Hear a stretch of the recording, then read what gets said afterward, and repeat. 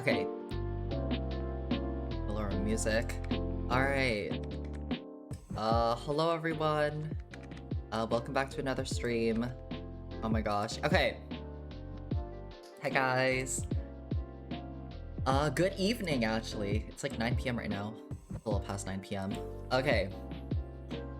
First of all, I need to pause the music. I cannot think. Oh my gosh. Okay. Or maybe I will play music. I'll just play very softly in the background. But anyway, so hi guys, welcome back to another stream. It's been a hot minute since I last streamed. I think the last time I streamed was like a week ago. I'm just thinking. I think it was. I streamed on I think it was the 26th of May. Yeah, so it's been a week since I've streamed. I was originally gonna stream on Thursday, but my sleep schedule was kind of bad and I wasn't feeling the greatest, so I decided not to stream on Thursday. And then I was gonna stream on Saturday, but I ended up playing Valorant all night with my friends. And then that just ruined my sleep schedule. So obviously I couldn't stream there, and then I was gonna stream Sunday, but I wasn't feeling up to it. I felt like I only want to stream if I'm like gonna give it my all and like give you like 100%, and I feel like I like just wasn't feeling the greatest that day. I didn't feel like it either. So I just decided not to, but today I was like feeling like I had that really strong itch to stream. So here I am streaming. Duh. But yeah,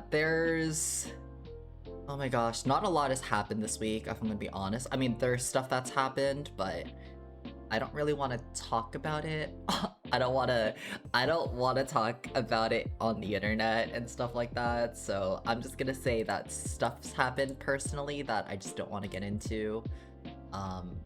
Just stuff that's just minor and like just annoying stuff that like is just pissing me off right now.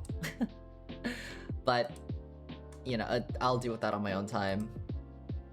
But for today's stream, I am going to try Ace Attorney. I have seen a little bit of gameplay of it, like not a lot, like just a little bit of the first chapter.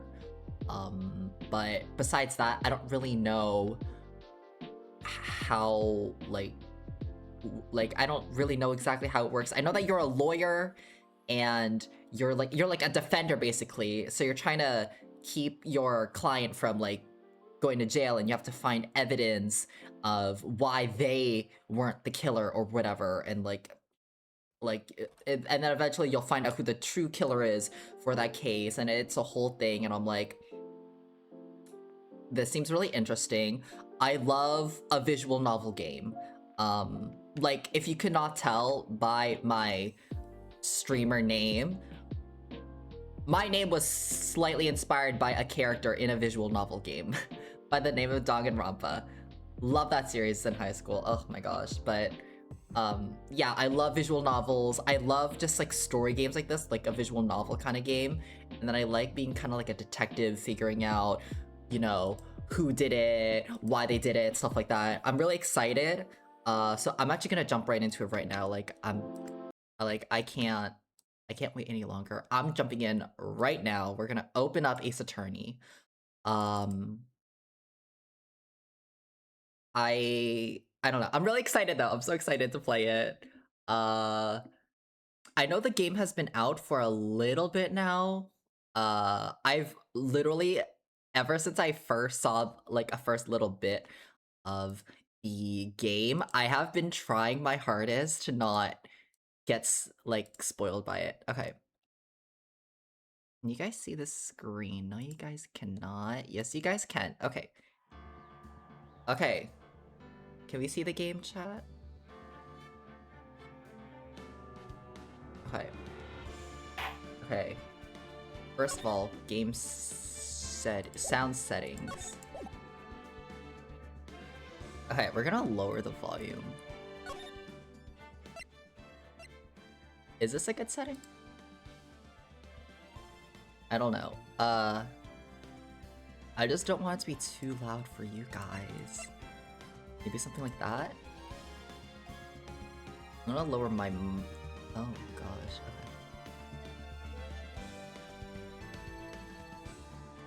Okay, you know what? Maybe what I'll do is we'll just have it on these settings, and then I'll look back at the VOD to see how loud it is, and then we'll not get started, but we're gonna text box,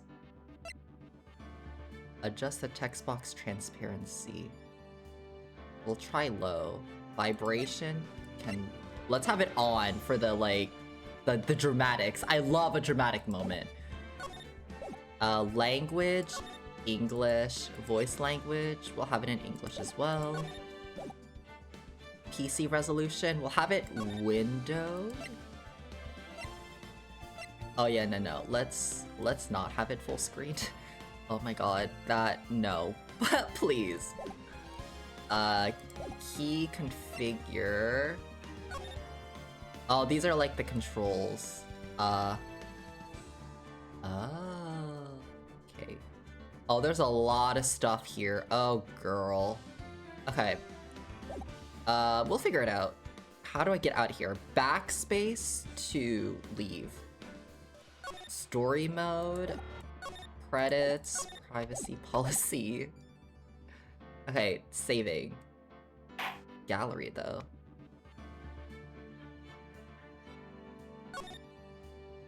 Oh, cute! Wait, all the little chibi characters. Wait, that's so cute. Okay, I'm gonna spoil myself if I keep looking at stuff. Okay, I think the sound is good. I am gonna look back at the VOD though, for sure. Alright, baddies, let's get started. Oh. Episode selection? Oh, wait, okay, so maybe we don't. Okay, so I just play the game then.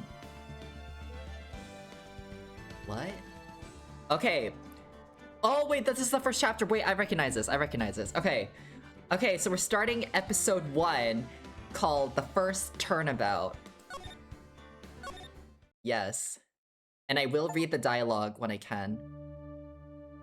Oh. Gasp. Statue. Oh, girl. Damn it. Why me? Oh, girl. I can't get caught. Not like this. I've got to find someone to pin this on. Someone like him. Oh. I'll make it look like he did it. Oh, okay, so he is the killer already. Okay. August 3rd, 9:47 a.m. District Court. Defendant lobby number 2. Boy, am I nervous. Right. Oh my gosh. Oh, hiya, Chief. Oh my gosh, she's so pretty. Oh my gosh. Woo! I'm glad I made it on time. Well, I have to say, Phoenix, I'm impressed. Not everyone takes on a murder trial right off the bat like this. It says a lot about you. And your client as well. Thanks? Actually, it's because I owe him a favor. Please. A favor? Oh yeah, the dramatics, I love it. I love these dramatics. You mean you knew the defendant before this case? Yes. Actually, I kind of owe my current job to him.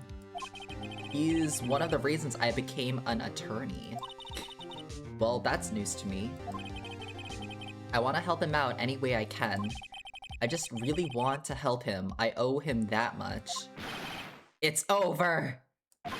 My life, everything, it's all over. ... Is that your client screaming over there? Yeah, it's him. Death, despair, oh! I'm gonna do it, I'm gonna die! It sounds like he wants to die. Yeah. Nick! Hey there, Larry. Oh, hi, Beta! Welcome into the chat! Hi, how are you? How's your day, Beta? I hope it's going well. Hi there, Larry. Dude, I'm so guilty. Tell them I'm guilty. Give me the death sentence. I ain't afraid to die. I'm good. How about you? I'm doing good. My sleep schedule's a little messed up right now, but I'm gonna try to fix it. Hopefully sometime this week. But overall good. I'm glad to hear that you're doing good as well. I'm playing a new game as well. I've seen a little bit of Ace Attorney, but I've never actually got to play the game in its entirety, so I'm really excited to play. What? What's wrong, Larry?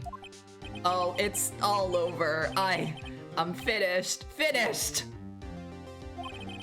I can't live in a world without her. I can't. Who took her away from me, Nick? Who did this? Ah, Nick, you gotta tell me. Who took my baby away?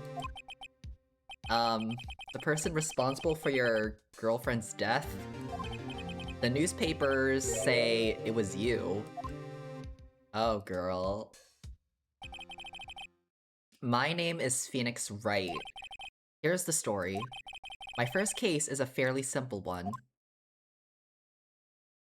Oh yeah, his girlfriend died. A young woman was killed in her apartment.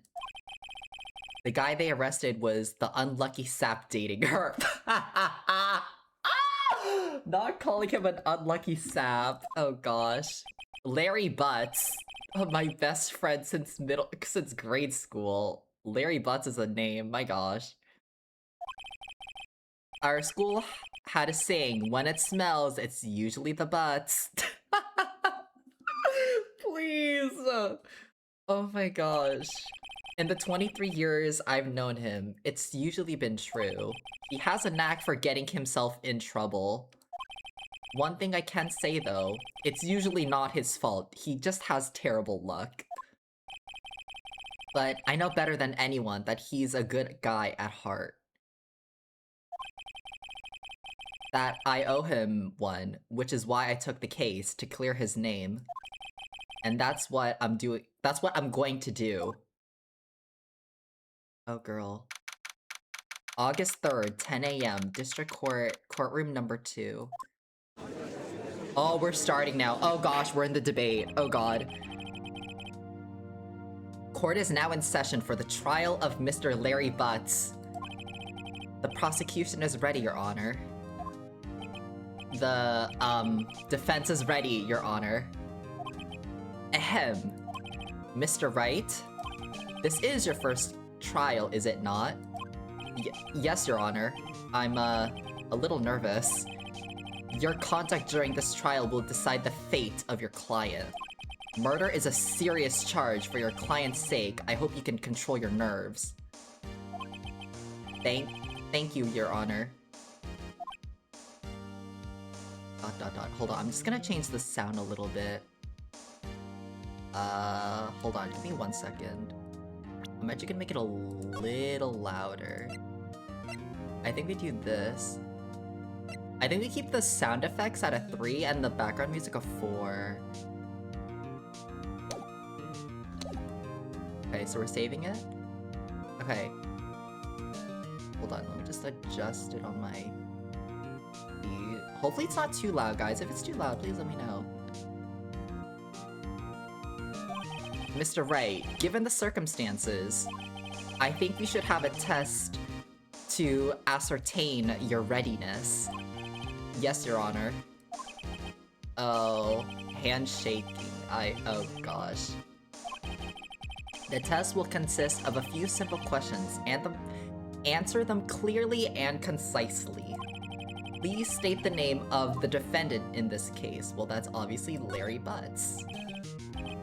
The defendant, well, that's Larry Butts, Your Honor. Correct. Just keep your wits about you and you'll do fine. Next question. This is a murder trial. Tell me what's the victim's name.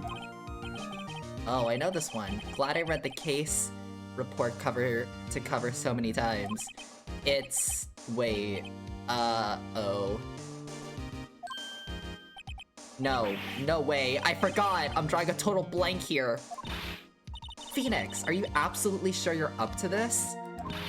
You don't even know what the victim's name... You don't even know the victim's name? Oh, the victim. Of course! I know the victim's name. I, just forgot. Temporarily. I think I feel a migraine coming on. Look, the victim's name is listed in the court record. Just press tab to check it at any time, okay? Remember to check it often. Do it for me, please. I'm begging you. Oh, I have my badge. Oh! Okay, Cindy's autopsy. Oh, wait, okay, yeah. Cause of death was due to loss of blood because of blunt trauma. So her name's Cindy. Okay. Okay, yeah, so the victim's name is Cindy. Got it. Mr. Wright, who is the victim in this case? Oh, wait. Wait, no, but there's two. Oh, there we go. Oh, we can switch between profiles and evidence. Cindy Stone. The victim in this case, a model she lived in an apartment by herself. Got it. Okay, so it's Cindy Stone. The victim's name is Cindy Stone. Correct. Now, tell me what was the cause of death? She died because she was hit with a blunt object. She was struck once by a blunt object. Correct. You've answered all my questions. I see no reason why I shouldn't proceed. You seem much more relaxed, Mr. Wright. Good for you. Thank you, Your Honor. But because I don't feel relaxed, that's for sure. Same, I'm so nervous. I've never done this before. Well then. First, a question for the prosecution, Mr. Payne.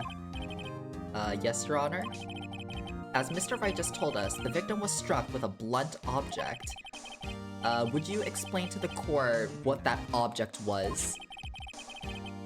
The murder weapon was the statue of the Thinker. It was found lying on the floor next to the victim. I see. The court accepts it into evidence. Statue added to the court record. Right. Be sure to pay attention to any evidence added during the trial. That evidence is the only ammunition you have in court. Use tab to check the court record frequently. A statue in the shape of the Thinker. It's rather heavy. Okay. It's a heavy statue. Mr. Payne, the prosecution may call its first witness. The prosecution calls the defendant, Mr. Butts, to the stand. Chief, what do I do now? Pay attention, you don't want to miss any information that might help your client's case. You'll get your chance to respond to the prosecution later, so be ready. Let's just hope he doesn't say anything unfortunate. Oh gosh. He gets excited easily, this could be bad. Ahem. Mr. Butts, is it not true that the victim had recently dumped you? Oh. Hey, watch it, buddy. We were great together. We were Romeo and Juliet, Cleopatra and Mark Anthony. Didn't they both end in tragedies though? Didn't they all die? Yeah, they like all died. They like tragedies. Like, I wasn't dumped. She just wasn't taking my phone calls or seeing me. Ever. What's it to you anyway? This kind of conduct would definitely not suffice in a courtroom. Like, the screaming is crazy. Mr. Butts, what you described is generally what we mean by dumped. In fact, she had completely abandoned you and was seeing other men. Oh. She had just returned from overseas with one of them the other day. Oh my gosh, I can't talk. She just returned from overseas with one of them the day before the murder. What do you mean, one of them? Lies, all of it, lies! I don't believe a word of it. Your Honor, the victim's passport? According to this, she was in Paris until the day before she died. Oh, it's not in the thing.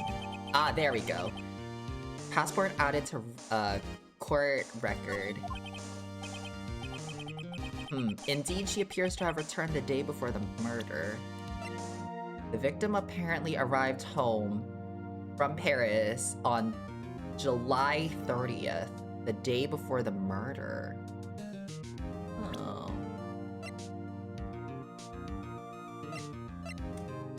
Okay, got it. Dude, no way. The victim was a model, but did not have a large income.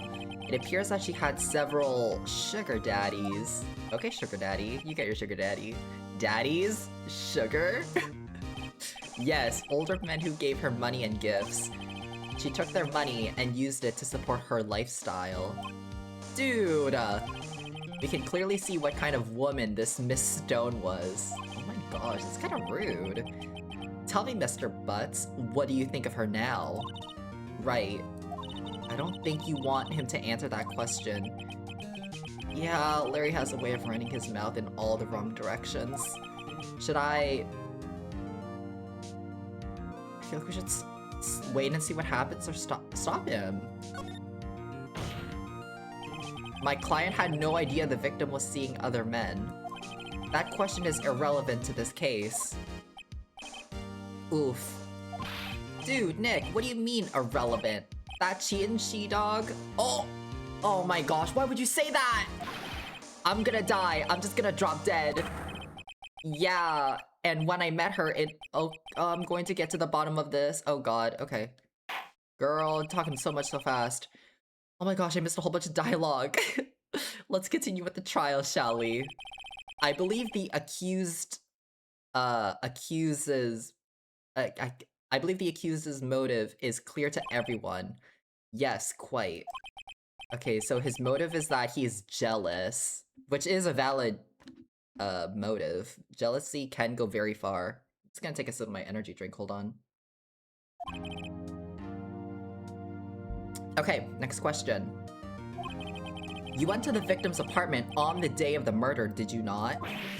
Gulp. Well, did you or did you not?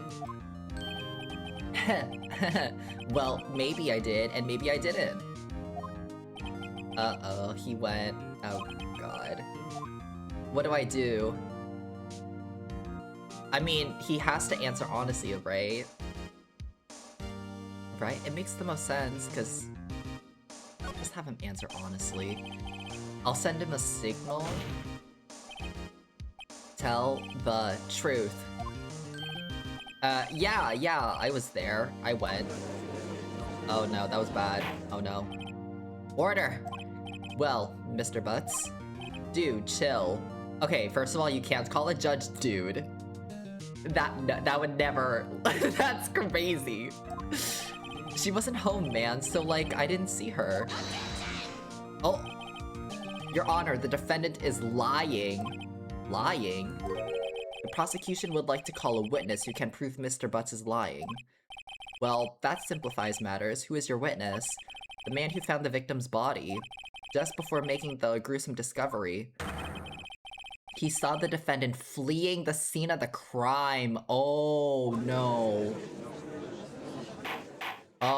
This is not- No, but we know who the killer is, though. It's that weird guy with the weird mole. Order! Order in the courtroom! Mr. Payne, the prosecution may call its witness. Yes, Your Honor. This is bad. On the day of the murder, my witness was selling newspapers at the victim's building. Please bring Mr. Frank Sawit to the stand. Wait, that's him! Wait, he killed... What? Huh? Mr. Sawit, you sell newspaper subscriptions, is this correct? Oh yes, newspapers, yes. Mr. Sawit, you may proceed with your testimony. Please tell the court what you saw on the day of the murder. No, but he did it. Witness's account. I was going door to door selling subscriptions when I saw a man fleeing an apartment. I thought he must be in a hurry because he left the door half open behind him. Thinking it was strange, I looked inside the apartment and I saw her lying there, a woman, not moving, dead. I called in fright and found myself unable to go inside. I thought to call the police immediately. However, the phone in her apartment wasn't working. I went to a nearby park and found a public phone. I remember the time exactly, it was 1 p.m. The man who ran was without a doubt the defendant sitting right over there. Okay, so what's the contradictory then? Why didn't you tell the truth? Can't defend you against a testimony like that. Incidentally, why wasn't the phone in the victim's apartment working? Your Honor, at the time of the murder, there was a blackout in the building. Oh. Aren't phones supposed to work during a blackout? Yes, Your Honor. However, some cordless phones do not function normally. The phone that Mr. Sawit used was one of those. Your Honor, I have a record of the blackout for your perusal. Blackout record. Added to the courtroom. Or court record. Now, Mr. Wright. Yes? Yes, Your Honor? You may begin your cross-examination. Cross-examination, Your Honor? Alright, Wright. This is it. The real deal.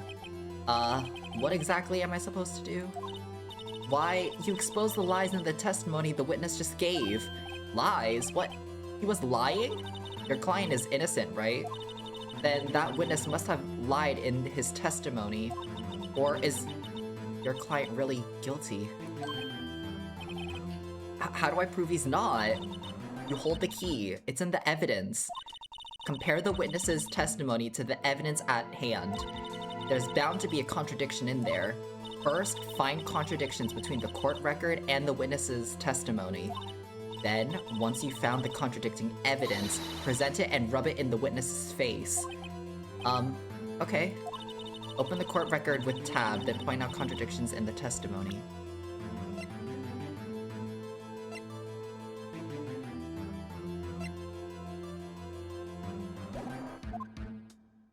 Okay.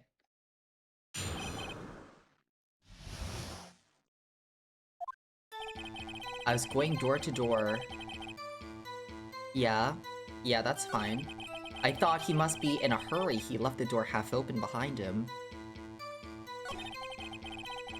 Thinking it strange, I looked inside the apartment. Then I saw her lying there, a woman not moving, dead. I called in fright and found myself unable to go inside. I thought to call the police immediately. However, the phone in her apartment wasn't working. I went to a nearby park and found a public phone. I remember the time was exactly 1 p.m. How would you know the time if you didn't go inside, though?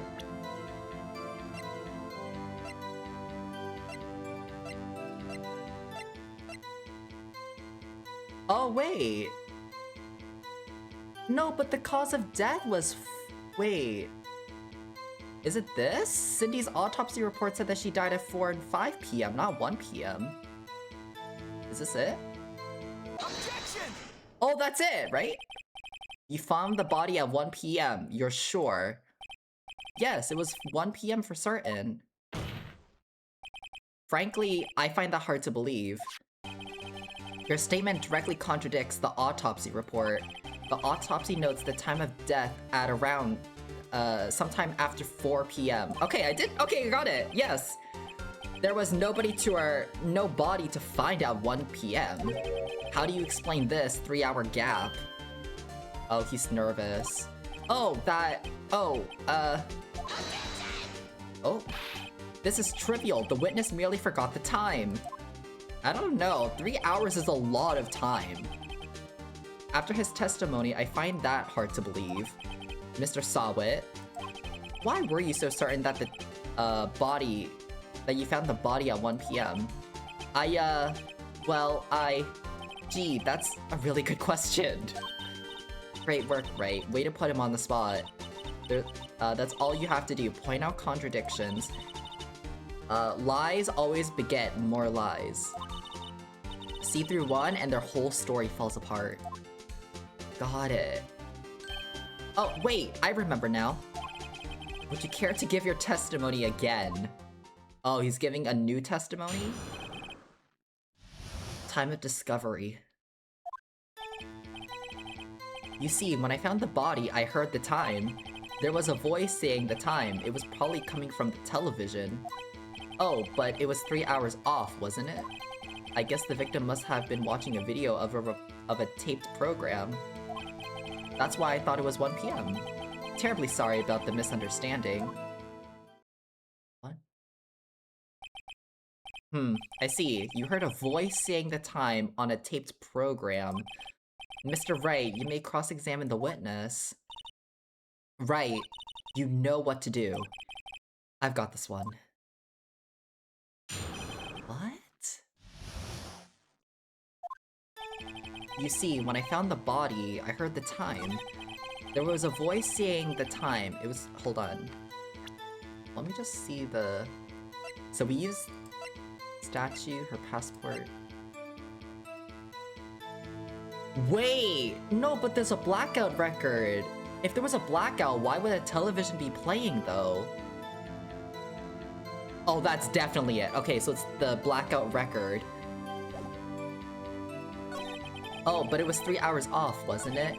I guess the victim must have been watching a videotaped program. We'll present that! How about that? Hold it right there. The prosecution has said there was a blackout at the time of the discovery, and this record proves it. Gasp. I got you in another lie! You couldn't have heard a television or a video. Gah!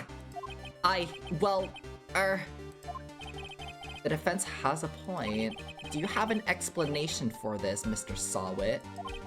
No, I find it quite puzzling myself. Quite. Ah!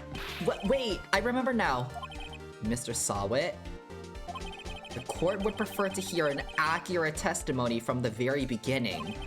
These constant corrections are harming your credibility. That and you seem rather distraught.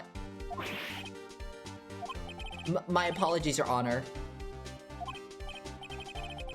It must have been, the shock of finding the body. Very well, Mr. Sawit. Let's hear your testimony once more, please. A third testimony? Oh god. Actually, I didn't hear the time. I saw it. There was a table clock in the apartment. What? There was a table clock in the apartment, wasn't there? Yeah, the murder weapon. The killer used it to hit the victim. That must have been what I saw. What? You saw a clock? I guess that would explain it. The defense may cross-examine the witness. Gladly. Cross-examination, hearing the time. Actually, I didn't hear the time, I saw it. There was a table clock in the apartment, wasn't there? Yeah, the murder weapon. But the murder weapon was the... wasn't... What? Okay, I'm so confused. The murder weapon, the killer used it to hit the victim.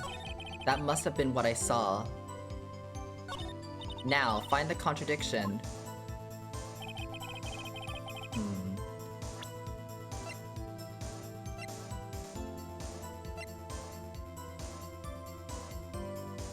Okay, so we use this. Is it the passport or is it this? There was a table clock in the apartment, wasn't there? Yeah, the murder weapon. The killer used it to hit the victim. Is it this? Objection! Wait just a moment. The murder weapon wasn't a clock, it was the statue. Now, how is this supposed to be a clock? Well, you with your objections and your evidence, just who do you think you are? Just answer the question, Mr. Sawit. Hey, I saw it there, okay? That's a clock. Your Honor, if I may... Yes, Mr. Payne? As the witness stated, this statue is indeed a clock. The neck is a switch, you just tilt it and it says the time out loud. As it doesn't look like a clock, I submitted it as a statue, my apologies. Oh. I see. So, the murder weapon was a table clock after all. Well, Mr. Wright? It appears the witness's testimony was correct. This is a clock. Do you have any problems with this testimony now? Yeah? I don't think there's a problem with it, though. Oh, wait! How would he know it's a... How would he know if it's a clock if he didn't step into the apartment, though? I just realized. Your Honor, there is a gaping hole in the witness's testimony. The only way he could have known the weapon was a clock is to hold it in his hand. Oh, I didn't think of that. Yet, the witness testified that he never entered... I knew it. Okay, there was something about not entering the apartment. Wait. Oh, this is getting juicy. Clearly a contradiction. Indeed. The witness knew it was a clock because he went into the apartment. You're lying. You were inside the apartment on the day of the murder. Oh yeah? Prove it. Prove I was in there. I'll do better than that. I can prove you were the one who killed her. Ooh, you struck her with the clock, and the shock of the blow triggered the clock's voice. That was the sound you heard. Oh, gag. Order in the courtroom. Intriguing. Please continue, Mr. Wright. Yes, Your Honor. Mr. Sawit, the sound must have left quite an impression on you. Understandable, since the murder weapon spoke just as you hit the victim. That voice was burned into your mind. That's why you were so certain about the time. What's the meaning of this? This is all baseless conjecture. Baseless? Just look at the witness's face. Nah. Would the witness care to elaborate? Did you strike the victim with the clock? That day, I never... Look, the clock, I heard, no, I mean, I saw, Oh, he's bald. Shut up, shut up, shut up, shut up! I hate you! It was him, I'm telling you! I saw him! He killed her and he should burn! Burn! Give him death! Oh, girl, he threw his toupee away. Okay. Order! Order in the courtroom, I say!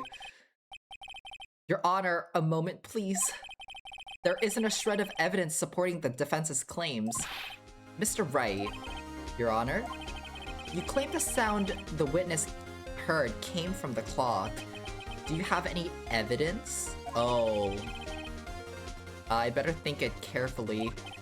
Your Honor, the sound Mr. Sawit heard was definitely this clock. A fact which is clear if you simply... by sounding the clock? Let's sound the clock now here in this courtroom. Your Honor, may I have the clock? Yeah, if we can get the clock to ring, then we'll know for sure that it actually is a clock. I asked the court to listen very carefully. Oh, it beeped. I think it's 8:25.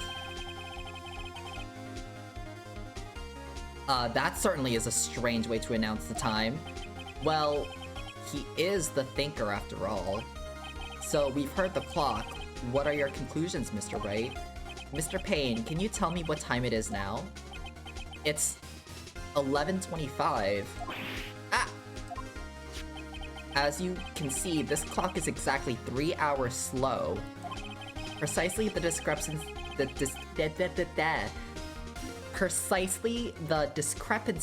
between what Mr. Sawit heard and the actual time of death. So, Mr. Sawit, try to talk your way out of this one. Ha! Ha! Ha! You forgot one thing. Oh no. While it may seem like the clock is running 3 hours slow, it proves nothing. How do you know it wasn't running 3 hours slow on the day of the murder? If you can't prove that, you don't have a case. Oh, he does bring up a good point. He's right. How am I going to prove that? Damn it. I was so close. Mr. Wright, it seems you lack the critical evidence to support your claim. Oh, girl. Yes, Your Honor. This means I cannot let you indict the witness. Unfortunately, this ends the cross-examination of Mr. Frank Sawit. I come all the way down here to testify, and look what happens. You treat me like a criminal. A criminal! You lawyers are all slime. Oh, I almost had him too. Sorry, Larry, I failed you. There's nothing I can do about it now. Not so fast, Mr. Sawit. Oh! Mia? I mean, Chief? Listen up, right? Don't throw this one away. Not like this. Think. But, Chief, it's over. I can't prove the clock was slow the day of the murder. Nobody can prove that. Well, yes. But that doesn't mean you still can't win. Try thinking outside of the box. Don't waste time doubting the facts and assume the clock was 3 hours slow, and think through it. Ask yourself, why was the clock 3 hours slow? Figure out the reason and you'll have your proof. Right? Right? Can you think of a reason as to why the clock would be 3 hours slow? Let me look at my court records.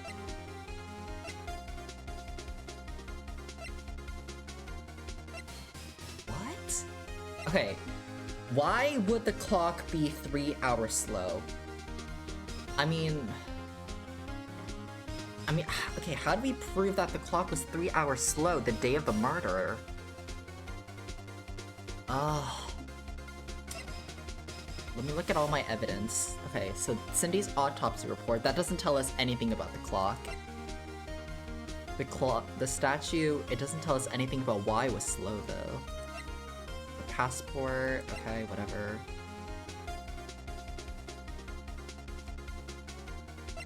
Okay, wait, no, let me read everything out loud so I can, like, think. Cindy's autopsy report says the time of death was July 31st, 4 p.m. to 5 p.m. The cause of death was due to loss of blood because of blunt trauma.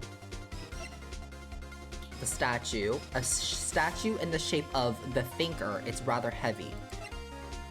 Passport, the victim apparently arrived home from Paris on July 30th, the day before the... Wait, if the victim died the day before the murder, they were in Paris. They were on the other side of the world. Oh, wait, that's it. I got it. So, the statue is not 3 hours slower, it's just from a different time zone. That would be the same of what... Okay, that makes so much sense. Oh my gosh. Yes, there is a reason. Wait. Maybe I can prove it. You must have evidence somewhere that can prove it, right? Find it and let them have it. I got it. I know what it is. You say the clock was already running slow on the day of the murder. Have you found evidence to support this claim? Of course. There is a piece of evidence in the courtroom that can prove my claim beyond a doubt. Ha! Tough words. Let's see you pull this one off. Let's see this evidence that proves why the clock was running slow. It's because of the passport! She was in Paris the day before she died. The victim had just returned home from abroad the day before the murder. As we all know, the time difference between here and Paris is 9 hours. When it's 4 p.m. here, it's 1 a.m. there the next day. The clock wasn't 3 hours slow, it was 9 hours fast. Oh, gag. The victim hadn't reset her clock since returning home. That's why the time you heard when you struck her dead in her apartment was wrong. Proof enough for you, Mr. Sawit? Or should I say, Mr. Did It? Nah. Oh, are you gonna throw another toupee? Oh, he's foaming. Oh, he's foaming at the mouth. Oh, he's foaming at the mouth. Oh. Order. Order, I say! Well, this case has certainly turned out differently than we all expected. Mr. Payne, your witness? He was arrested and has been taken away, Your Honor. Okay, so he did do it. I mean, yeah, we saw it in the beginning of the game. Very well. Mr. Wright? Yes, Your Honor? I have to say, I'm impressed. I don't think I've ever seen someone complete a defense so quickly and find the true culprit at the same time. Thank you, Your Honor. At this point, this is only a formality, but this court finds the defendant, Mr. Larry Butts, not guilty. Yes! I saved my client. Let's go. But this was like a tutorial though, so I feel happy, but I'm also like, this is just a tutorial, like, court case. I'm sure the next one is gonna be much more difficult. But yeah, anyways, and with that, this court is adjourned. Yeah, so we saved our client. It turns out that Mr. Frank Sawit was a common burglar. Oh! He posed as a newspaper salesman to check and see when people were out of the house. That day, when Larry went to her apartment, the victim wasn't home. After he left, Mr. Sawit let himself in to do his dirty work. While he was searching her place, the victim returned. Oh. Flustered, Mr. Sawit grabbed the nearest blunt object he could find. Oh, and killed her. Oh, poor Cindy Stone. August 3rd, 2:32 p.m. District Court. Defendant lobby number 2. Whew, I still can't believe we won. Right, good job in there. Congratulations. Thanks, Mia. Thanks, Chief. I owe it all to you. Not at all, not at all. You fought your own battles in there. It's been a while since I've seen a trial end on such a satisfying note. I've never seen the Chief look this happy. If she's this glad, imagine how Larry must feel. My life is over. Bruh, I just got you out from being... What? Larry, you're supposed to be happy. What's wrong now? Aw, Nick. Don't worry about me. I'll be dead and gone soon. Good, wait, no. I mean, bad. Larry, you're innocent. The case is closed. Why is he so sad? It's because Cindy died. Is that why he's so sad? That's probably why. But my Cindy Wendy's gone, man. Gone forever. She was never mind. Congratulations, Harry. Harry? Yes, you. I can practically see the headlines now. Harry Butts in a... I just thought of... Oh, that's so funny. Why did I think of that earlier? Like, literally, the moment that I found out the defendant's name was Larry Butts, I was like, I feel like there's some kind of a joke in there and I'm just not getting it. I get it now, okay. Thanks. I really owe you one. I won't forget this, ever. Let's celebrate. Dinner? Movie? My treat. Oh no, I couldn't. Hey, I was the one who got you off the hook. Oh, hey. Here, take this. It's a present. What? I'm getting a... Wait, why does he have the murder weapon? Huh? Present for me? Wait, wasn't this the evidence that... Actually, I made this clock for her. Oh, I made one for her and made one for me. Really? You made this? Well, thank you. I'll keep it as a memento. Yo, Nick. Can you believe it? I was so into that chick. And she was just playing me for a fool. Don't that make you want to just cry, Larry? Are you sure? Excuse me? Or exqueeze me? I think she thought quite a lot of you in her own way. Nah, you don't gotta sympathize with me, it's okay. Oh, I'm not just sympathizing, really. Isn't that right? Do you have something to show your friend? Something that proves how she felt about him? Huh? Oh, yeah, right. What the heck is she talking about? I mean, she still kept the statue even after they broke up, right? Yeah, that makes the most sense. She still kept the statue. Check this out, Larry. Proof positive you weren't just some chump to her. Huh? What about that clock? This is the clock you made for her, Larry. And she took it with her when she oh yeah, she did. Whatever, she probably just needed a clock, that's all. You think so? It's a pretty heavy clock. Yeah, it's heavy to take traveling. Well, make of what you will. Hey, Nick. I'm glad I asked you to be my lawyer. Really, I am. Thanks. Oh. At least he feels a little better now. That's good. Right. I hope you see the importance of evidence now. Also, hopefully you realize things change depending on how you look at them. People too. We never really know if our clients are guilty or innocent. All we can do is believe in them.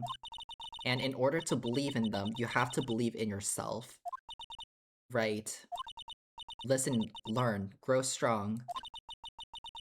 Never let go of what you believe in, never. Got it, Mia. Well, I think our work here is done. Shall we be off? Yeah, I guess so. Say, how about dinner, on me? We'll drink a toast to innocent butts. Yeah. Oh, speaking of Harry, you weren't saying part of why you became a lawyer was because of him. Yeah, part, at least. You'll have to tell me more about it sometime, maybe over drinks? Absolutely. Hey, Mia. Hi. So my first trial came to a close. Larry slapped me on the back and said, "Gee, Nick, it's so good to have friends." But I'm pretty sure he's not going to pay us unless you count the clock he gave Mia. I didn't know it then, but that clock was soon going to be at the center of another oh no. And my promise to the chief about me and Larry would be one promise that I wouldn't be able to keep. Oh no. I have chills now. The end.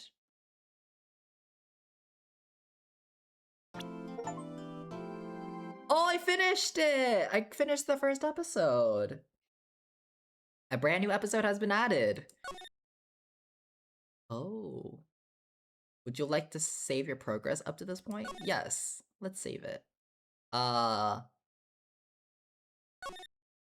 Yeah. Okay. Oh, we're just starting the second. Oh, we're just starting. Okay, we're just jumping right in. Ring, ring. Hello, this is Maya. Hey, Maya, it's me. Mia, what's up? You haven't called in a while. Sorry, I've been so busy. How have you been? Well, lonely, and it's all your fault. Nah, I'm just teasing. I've been great. I'm finally getting used to having my own place. That's good to hear. Actually, I'm calling because I have a favor to ask. I know, you want me to hold evidence for you. Sharp as always. There's a lot of buzz about the upcoming trial. I just don't feel safe keeping the evidence here. I gotcha, so what is it this time? It's a clock. Clock? Yeah, it's made to look like that statue, the Thinker, and it tells you the time. I thought you might like it. You always liked toys. Hey, I'm not a little girl anymore, sis. Okay, so Mia and Maya are sisters. Now, you know I'm only teasing. Ah, I should probably tell you, the clock isn't talking right now. Huh? It's not working? That's lame. I had to take the clockwork out, sorry. I put some papers inside it instead. Papers? Is that the evidence then? Well, there's a possibility that it might turn out that way, yes. Can you come by the office tonight, say 9 o'clock, to pick it up? I'll be in a pre-trial meeting until then. Okay, sis, but I expect dinner something good. Like, burgers. I could really go for a good burger. Okay. We'll hit the usual joint. Alright, it's a deal. Okay, sis. See you then. Or see you soon. Yep, I'll be waiting, Maya. Conversation recorded, September 5th, 9:27 a.m. Oh, this is like a month after the first trial. September 5th, 9:57 p.m. Faye & Co. Law Offices. Now, Miss Faye, I'll take what's mine, the papers. I'm sorry, but I can't give you what I don't have. Miss Faye, you are a poor liar. Why, I see it right over there. That must be the thinker that swallowed those papers. Oh no. How could you know? Oh, you are not cogniferous on my background. Gathering information is my business, you see. I should have been more careful. Ho ho. My dear Miss Faye, I am so very sorry. But I'm afraid I must ask you for one more thing. Oh no. Your eternal silence. Farewell, Miss Faye. Oh. Oh!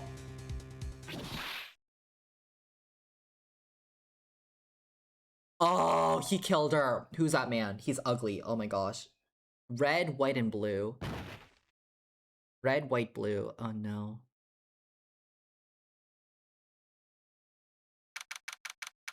September 5th, 9:08 p.m. Faye & Co. Law Offices. Oh. I'm late. Huh? That's strange. Guess the chief left without me. She said her sister was coming over, so we should all go out for dinner. What's that smell? Oh no. Oh yeah, she's so dead. No, the chief is dead? Mia, maybe she's in our office.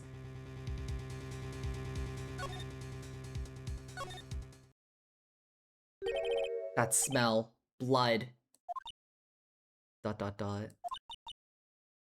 Oh, sis. Oh, Maya's there already? Oh, girl. Oh no. Chief? Chief! Chief! Oh, but she's so pretty though. I think that's... Oh, Maya looks so pretty. Who are you? That has to be Maya, right? Because that's her sis, yeah. Strange girl dropped out cold. I left her lying on the office sofa. I went back to the chief where she lay under the window. Her blood was still warm. I could feel it when I held her shoulder. Then, all too quickly, it began to fade, until finally she was cold. Chief. Okay, we gotta examine. It's encrusted with dry blood. How ironic that this became the murder weapon again. Oh. Some shards of glass are scattered on the floor. They seem to be the remains of a light stand. Here. Chief. It's hard seeing her like this, but if there are any clues here, she was struck on the head with a blunt object. She probably died instantly. The thinker lying next to her must have been the murder weapon. Oh, the thinker added to the court record. There are some glass shards near the chief's body. Must be pieces of the glass light lying broken in the back of the room. Glass shards have been added to the court record. Nothing else that seems like a clue here. Huh? A piece of paper? It must have fallen from Mia's hand. What could it be? A word written in blood on this scrap of paper. Maya. Did Mia write this? This piece of paper is a receipt from a department store dated yesterday. Receipt has been added to the court record. I think that's enough snooping around for now. I better call the police and find out what that girl was doing here.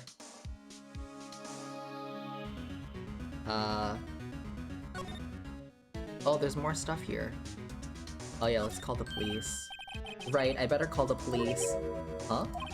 That's funny. A few of the screws on the receiver are missing. It looks like someone was halfway through taking it apart.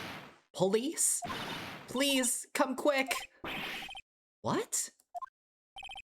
Someone's screaming from outside the window. Oh my god, who is she? Dang. She's staring right at me. She's holding a phone in her hand.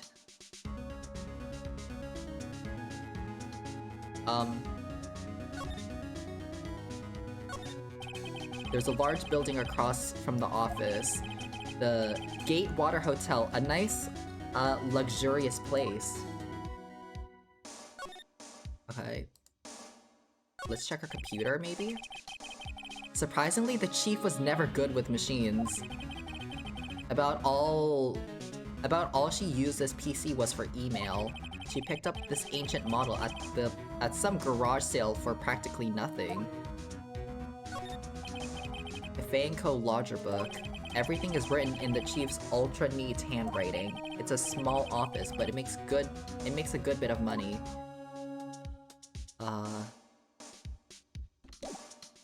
Let's move to the other room.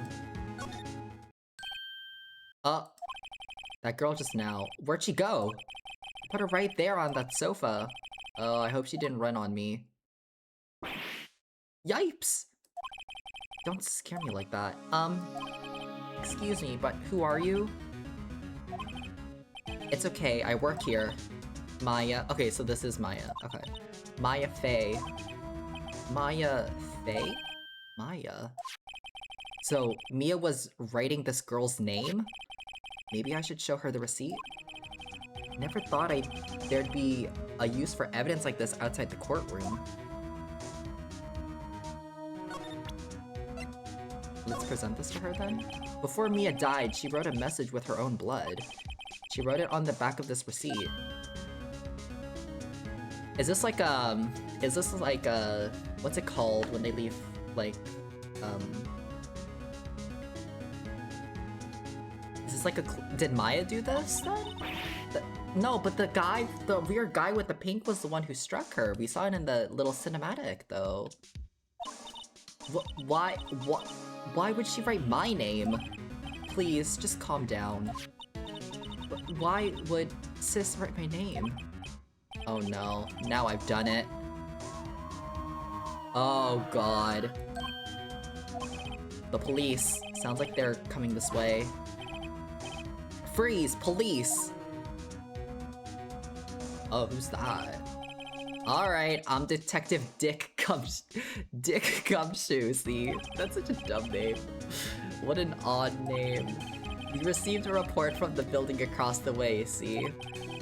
Got a person saying they saw a murder. I'm so sorry, but that name is so dumb.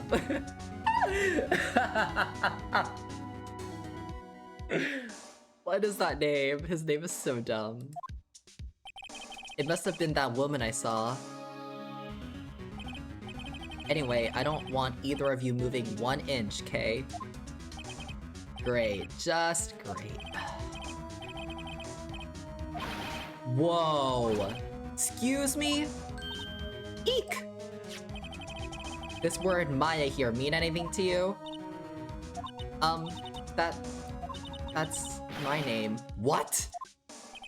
The victim drew this here Note in her own blood, see? With her dying breath, she wrote down the killer's name. Oh, it's a dying message! That's what it's called. Did Mia write a dying message? Killer? I'm not. Case closed. You're coming down to the precinct, ma'am. What? Wait, hold on. Wait, why are we just arresting her? We don't know that for a fact. I mean, we know who the killer is. It's that weird pink-haired man. Mia's younger sister Maya was arrested on the spot. I was taken in for questioning, but didn't get out until the next morning. My eyes were heavy, but I couldn't sleep. Sat around, waiting for visiting hours to begin at the detention center. I had to talk to Maya as soon as possible. September 6th, 9:07 a.m. Detention Center. Visitor's room. Oh, wow. Oh. It's you, the lawyer. Good morning. Good morning. He looks tired. Are you gonna be my attorney? Well, that's what I wanted to talk to you about. It's up to you. It's up to you. Up to me? Yes, I don't think this is something I should decide. After all, you're the one in trouble here. They're never going to believe me, are they? Even you, when you found me in the office, you looked at me like I had done it. Did I look at her like that? No, I never thought. It's okay. I understand. Oh, I love Maya already. She's just a little innocent cinnamon bun. Like, she didn't do anything wrong. Like, I feel so bad for her. Like, look at the sad expression. She looks so sad. What the heck? Oh. And I've also heard about you. Oh, why is she so happy all of a sudden? Heard about me? I was talking to my sister on the phone the other day. Today was my junior partner's first time in court. Wow, really? How'd that go? It was quite the scene. Honestly, I was on edge the whole time. It's been a while. So he crashed and burned? He's a genius. One of those strike fear into the hearts of evil types. The only thing he's lacking is experience. Huh? Sounds like it was fun. Well, I know who to go to if I ever get into trouble now. I don't know, Maya. I think you might want to wait. Give him 3 more years? That is, unless you want to be found guilty. Oh, wow. So she says not good enough. That's what she said. I'm sorry. I didn't mean to insult you. No, it's okay. It's true, I guess. But at the time, I just can't sit by and watch. When I think of the person who did this to Mia, I know. Let me talk to you about the day of the crime. Could you tell me about the day of the murder? Yes. Let's see. That morning, I got a call from my sister. She wanted me to hold on to a piece of evidence for an upcoming trial. Evidence? Yes, that clock shaped like the Thinker. The one Larry made. How could that have been evidence in a case? Right. She said something about that. I remember. Do you want to hear it in her own voice? Her own voice? Yes. I'm pretty sure our conversation is on my cell phone. You recorded it? Yeah, I forgot how to delete those things. Alright, let's talk about your cell phone. So you say you have a conversation with your sister on your cell phone. Let's hear it. Right. Oh. I just remembered that detective took my cell phone. Sorry. Oh, right. Next time I see Detective Gumshoe, I'll ask him for it. I'll write you a note so you don't forget, okay? Sure, thanks. Maya's memo has been added to the court record. Talk about Maya. There's something I've been wanting to ask you. Yes? What's with that outfit? Oh, this?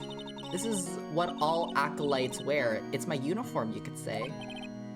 Acolytes? Like people in religious training? What is it You do? Oh, it's nothing strange, really. I'm a spirit... Oh, she's a spirit medium in training. A spirit medium? Let's talk about that then. So you're an acolyte, a medium in training? That's right. The Fae family, especially the women, have always been very sensitive to the spirit world. Wait a second, you said the Fae family?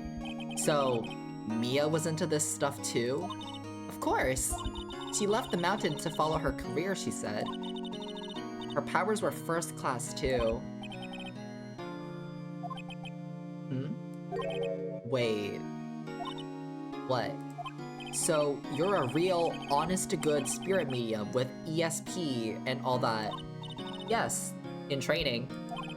Well, can't you contact Mia's spirit then? We can just ask her who killed her. I'm sorry. I'm still in training. I couldn't do something on that level. Ah, I see. That would have been too easy, yeah. Huh? Something the matter? I was wondering, could I ask you for a favor?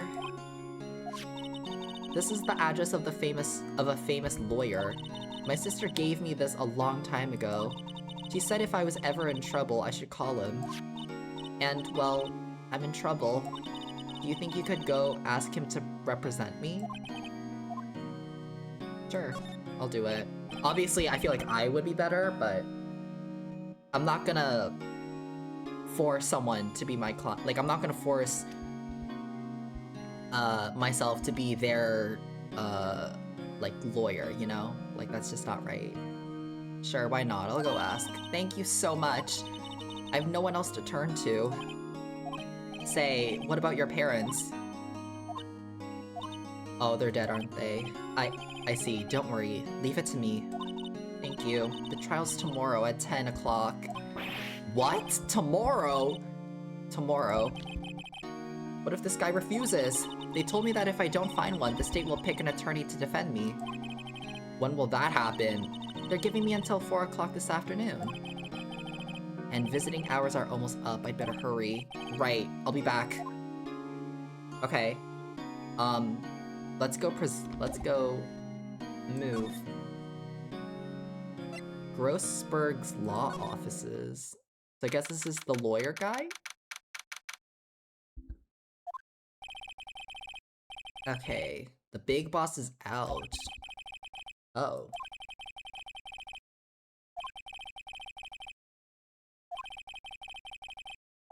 Oh, I have to come back later?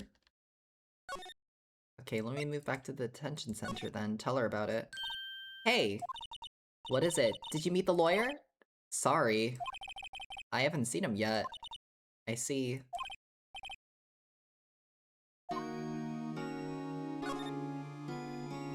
Oh, that's not what I wanted to do. Talk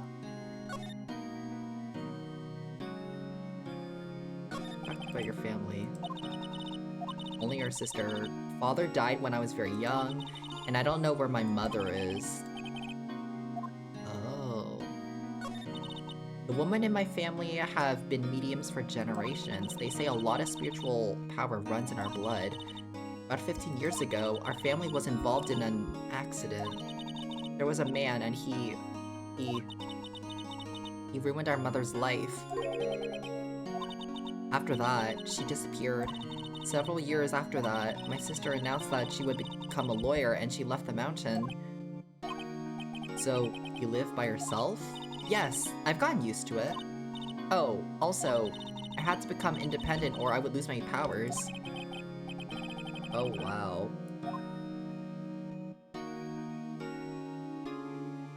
Okay, I'm like getting sidetracked here.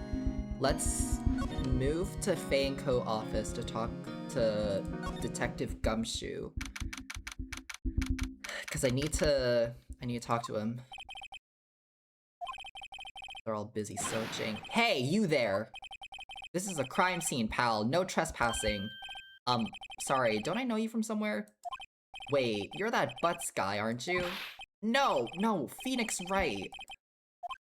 Ah, guess I got the wrong name, Mr. Right. Sorry about that. That Butts guy, he was a killer, and you're no killer, right? He was proven innocent, though. Right, and you were... Detective Gumshoe? I'll just be nice. I want to be shady, but I'm not going to. Right, at your service. Hang on, that's Detective Gumshoe to you, pal. I just said that. Anyway, get the name right. And don't call me Dick. Hey, Dick, get over here. Yes, sir. But be right there. So dumb. I hate that name so much, please. Their names are so dumb. You're her lawyer, right, pal? If you got business here, you'd better do it quick. Thinks I'm Maya's lawyer.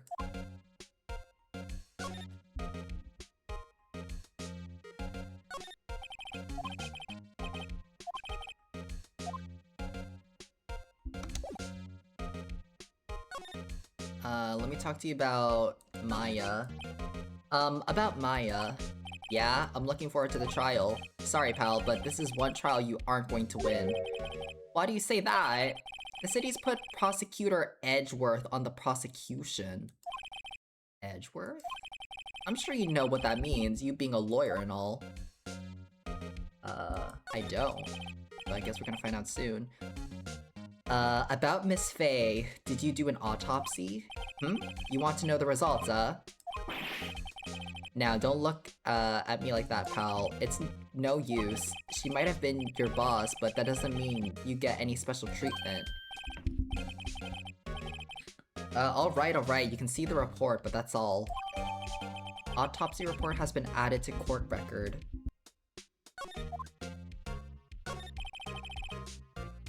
It's Prosecutor Edgeworth. That's right, pal. Miles Edgeworth himself. Wait, do you know him? Don't you? I don't. Never heard of him. Whoa, and you call yourself a lawyer, pal? But 4 years ago, this Edgeworth guy became a prosecutor at the age of 20? Oh, that's really young. Oh my gosh. Everyone says he's a genius. Surprised you don't know him. Of course I know him, I was just playing dumb. Oh, he's a cold, heartless machine who will do anything to get a guilty verdict? Oh, I don't like that.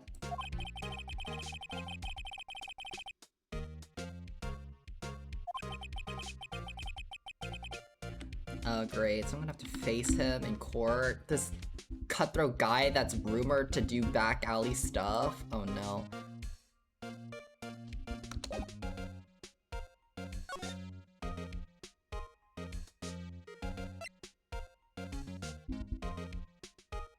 What was I supposed to do?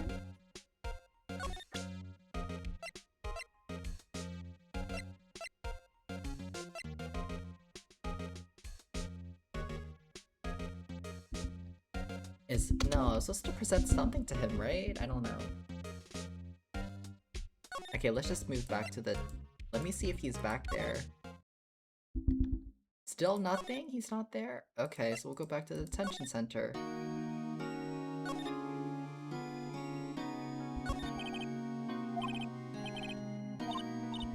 Okay.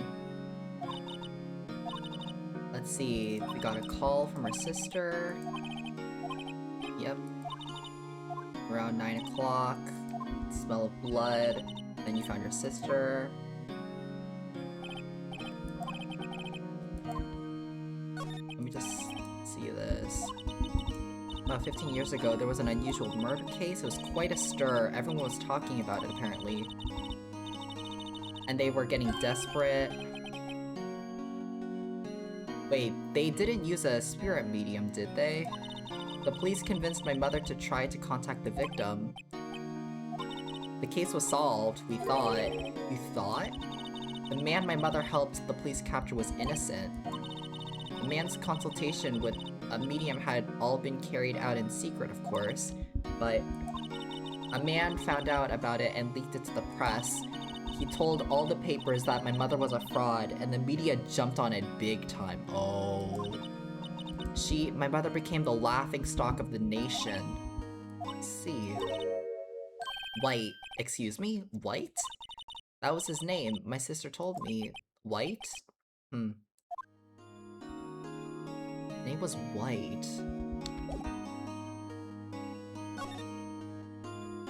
Is he there now?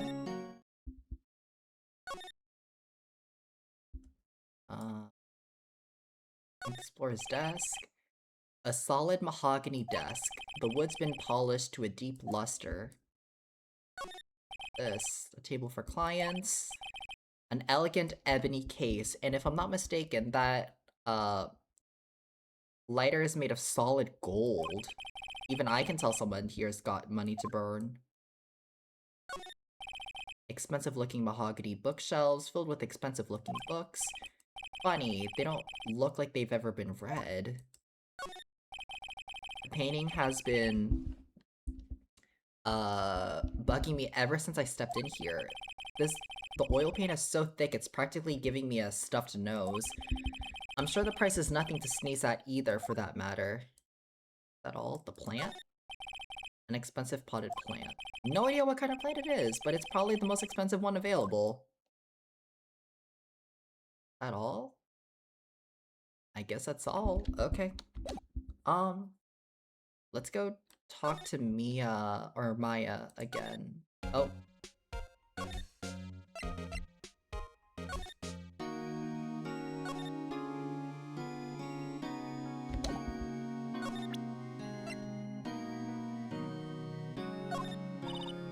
Sorry, I've never seen that before. Remember that receipt? You mean the one with my name on it? Any idea why she... Absolutely none. You trust me? I do.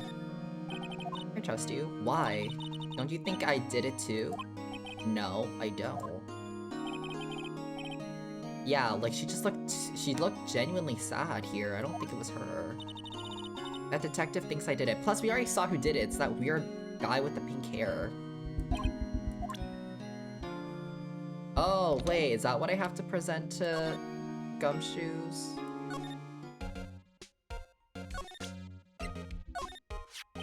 There was a piece of paper next to the victim, wasn't there?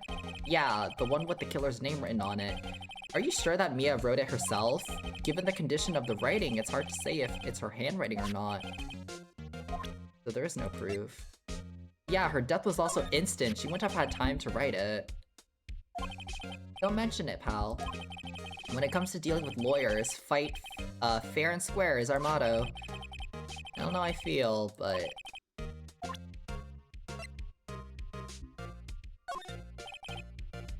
did you see Maya Faye's cell phone? Oh yeah, that! Right, I need to get her cell phone. Do you think you could give it back? Sure, I mean, wait a second, pal. Tricky lawyer. Fine, I'll tell him straight.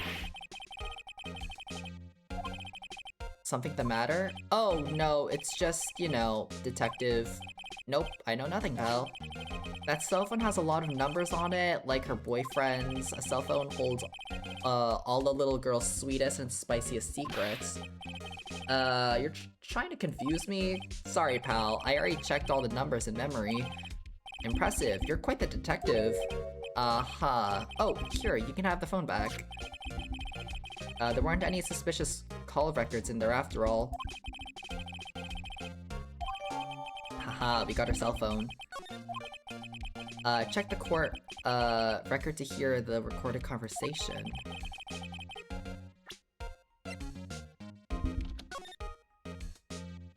$9:27 in the morning? You haven't called in a while. Well, actually, there's something I want you to hold for me. What is it this time? It's a clock.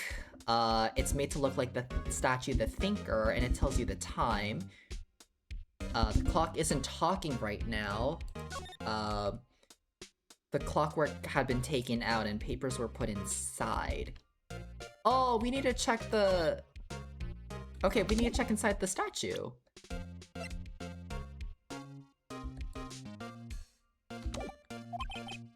You all done, pal? Yes, thank you. I'll be heading out now. Oh, wait. One more thing I wanted to mention to you. I don't suppose you're planning on talking to that witness. Anyway, you'd better not. No influencing the witness with your lawyerly ways, pal. Okay, well now I'm definitely gonna talk to her. Whatever her name is. I kind of forgot about her too. The witness? Yeah, Miss April May. What are these names? They're so dumb. I love it. I'm sorry about this, but I can't tell you anything about her. Well, you just told me her name, Miss May, huh? You've sent her home already then? You're trying to your lawyerly tricks on me now. She's not to go outside her room until the trial. So she's still in the hotel then. I guess I should know better than to try to deceive a detective to leak information. You got that right, pal. Honestly, he's kind of dumb. Okay, so let's go move to the hotel. September 6th, Gateway Hotel, room 303. Well, hello there, handsome. Oh my gosh, he's flirty. What's with the little cat pose? You're the lawyer, aren't you? The detective told me. He said don't say nothing to that lawyer, pal, teehee. Gee, this is all like something out of a movie. It's all so exciting I can hardly contain myself. Oh, let me go freshen up so I can look the part of the beautiful eyewitness. A pity the lawyer that has to cross-examine this one. Why is there a screwdriver there? I wonder what's inside. Let's take a look. Hey! Hey! What are you doing? No touching! Oh my gosh, he's freaky. Oh, bad boy. You really shouldn't pry around in other people's rooms now. You wouldn't want to make me upset, would you? Upset? I thought she was going to explode for a second there. Why is she hiding a screwdriver in there? Let me talk to what you witnessed. Do you think you could tell me something? I need you to describe what you observed at the time of the incident. Oh, observe. Incident. You sound like a lawyer, just like in the movies. I like a man with a big vocabulary. Oh. Oh my gosh. Oh, she loves big vocabulary, alright. My gosh. You know that thing that happened the other day, the bad thing? What did you see and when it happened? I don't suppose you could tell me about it, pretty please. Let me see. Well, dream on. If you want to know, you'll have to come to court tomorrow, Mr. Lawyer. Could you just... Who exactly are you? Oh, Mr. Lawyer, are you hitting on me? Oh my gosh, you're so flirty. No. Hey, I'm just doing my job here. Teehee, you know you're cute when you blush. Oh, girl. Right. Can you just tell me what it is you do? Well, no, teehee, and you, had your little hopes up, didn't you? Great, so we don't know what she does. We just know that her name is Miss April May. And that she's a witness. I see there are 2 glasses on the table. Is someone staying here with you? Oh, what amazing powers of observation. You must be one of those famous detectives like on television. Oh no, not me. I'm, just a lawyer. Say, Mr. Big Detective, why don't you go look for clues in the garbage, Miss May doesn't like nosy little lawyers. My gosh, he's a jerk. Can't present anything.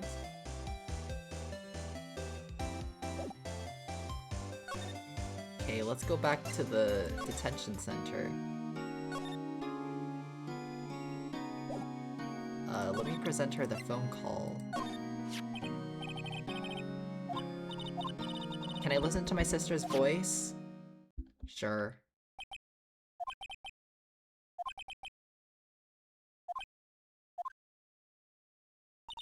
Thank you. Oh, doesn't do anything for me. I wanted to ask you about the murder weapon. Let's talk to her about this. Poor sis. Let me see if he's there or not. Huh? Seems like Mr. Grossberg is out. Well, maybe I should just wait for him to come back. Hem! Oh, it's him. Ah, so you're the one they say has been looking for me. Yes, that's me. Hmm? That badge on your collar. Ah, so you're a lawyer, aren't you? Well, yes. Yes, well, yes. And what do you want? I'm not particularly busy these days. Please proceed. Okay, well, if you're so busy, why are you so out of touch, though, to get? Exactly. Something the matter? You came to see the one and only Marvin Grossberg, did you not? Well, here I am, boy. What do you want? Out with it. Well, sir, actually, it's about Maya. Maya Fey. Ah, yes, Maya Fey. Go on. Why is he making that face, though? That's reaction's strange. Ah-cha-cha. I'm really quite busy here, son. I can't go taking cases on a day's notice. No, it's quite impossible. Wait a second. How did you know the trial was tomorrow? Exactly. Anyway, I'm afraid it's entirely impossible for me to represent her. Sorry, end of discussion. What? Why is he just refusing it? Just like, I mean, he has his own reasons. How can you just refuse like that? Please tell me why you won't take the case. Well, you see, it's just, I'm busy. But the client is Mia Fey's sister. Yeah, aren't you too close, buddy? Mia trusted you. She knew her sister would be in good hands. Yes, of course, I know that. However, I'm sorry, but I must refuse. Sorry, goodbye. Leap. Fine. I don't have time to argue with you anymore. I'll go look elsewhere. Think not. Huh? You say something? I think not, I said. Oh? What do you mean? I'm terribly sorry, but I'm afraid that no lawyer worth your salt will take on this particular case. Terribly sorry, my boy. Why? I can't say. I beg your pardon, but could you leave now? I have nothing more to discuss with you. I do. I got a lot more to ask. How'd you know Mia Fey? She worked here a long time ago. Quite the apprentice, that one. Learned my techniques in the blink of an eye. She left one day, quite suddenly. She had a mission, you see. A mission? You could see it in her eyes. She followed it with a burning passion. Never looked back, that one. Let's talk about that painting. That's quite a painting. You noticed. It's my pride and joy. Impressive, isn't it? Well, isn't it? The color of the sky, the hue of the sea, the weave of the straw hat. It's worth at least 3 million. I have no intention of parting with it, of course. No, I won't sell it, not even to you. I wasn't even interested. It's not for sale.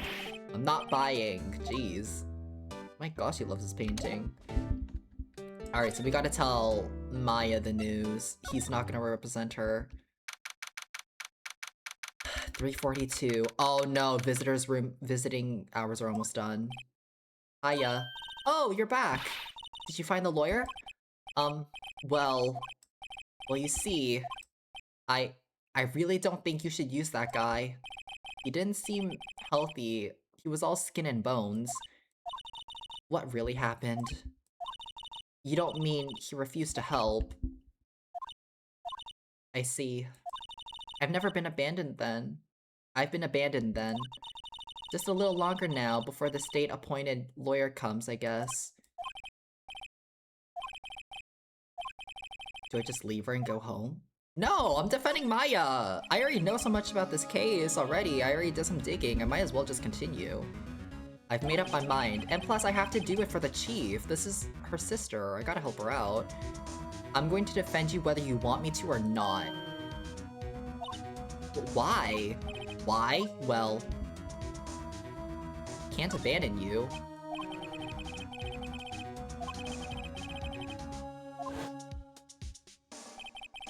Why did I become a lawyer in the first place? Because someone has to look out for the people who have no one on their side. Maya, I won't abandon you. You can count on me. That's so kind of you.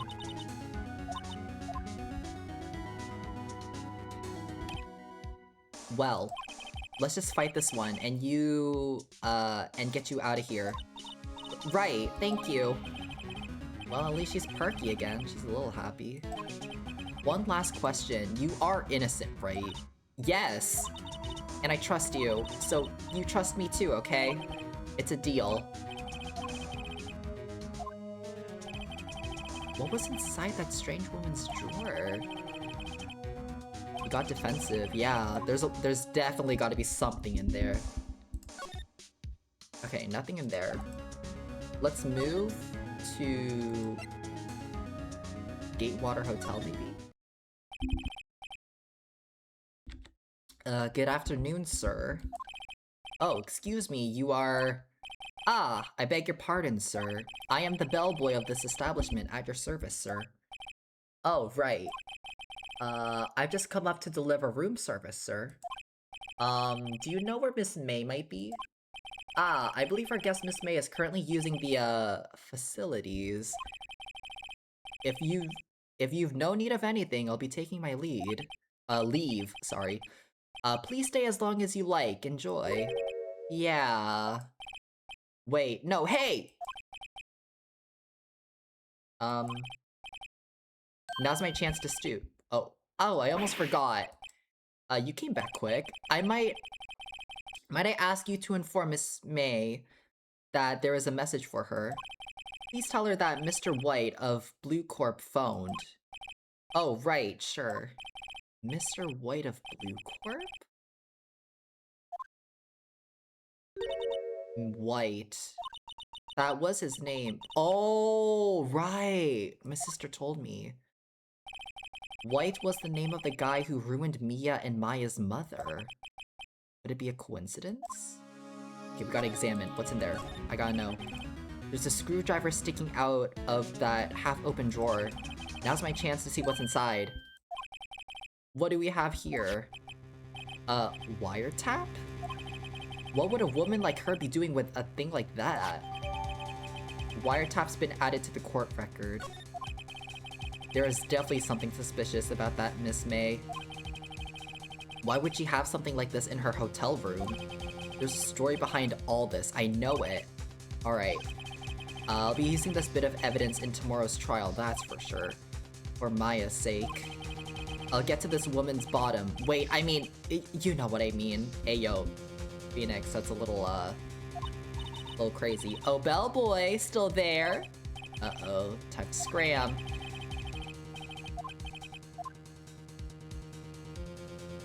To be continued.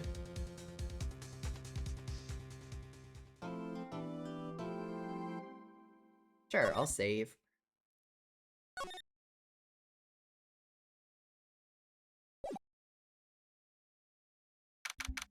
September 7th, 10 a.m. District Courtroom number 1.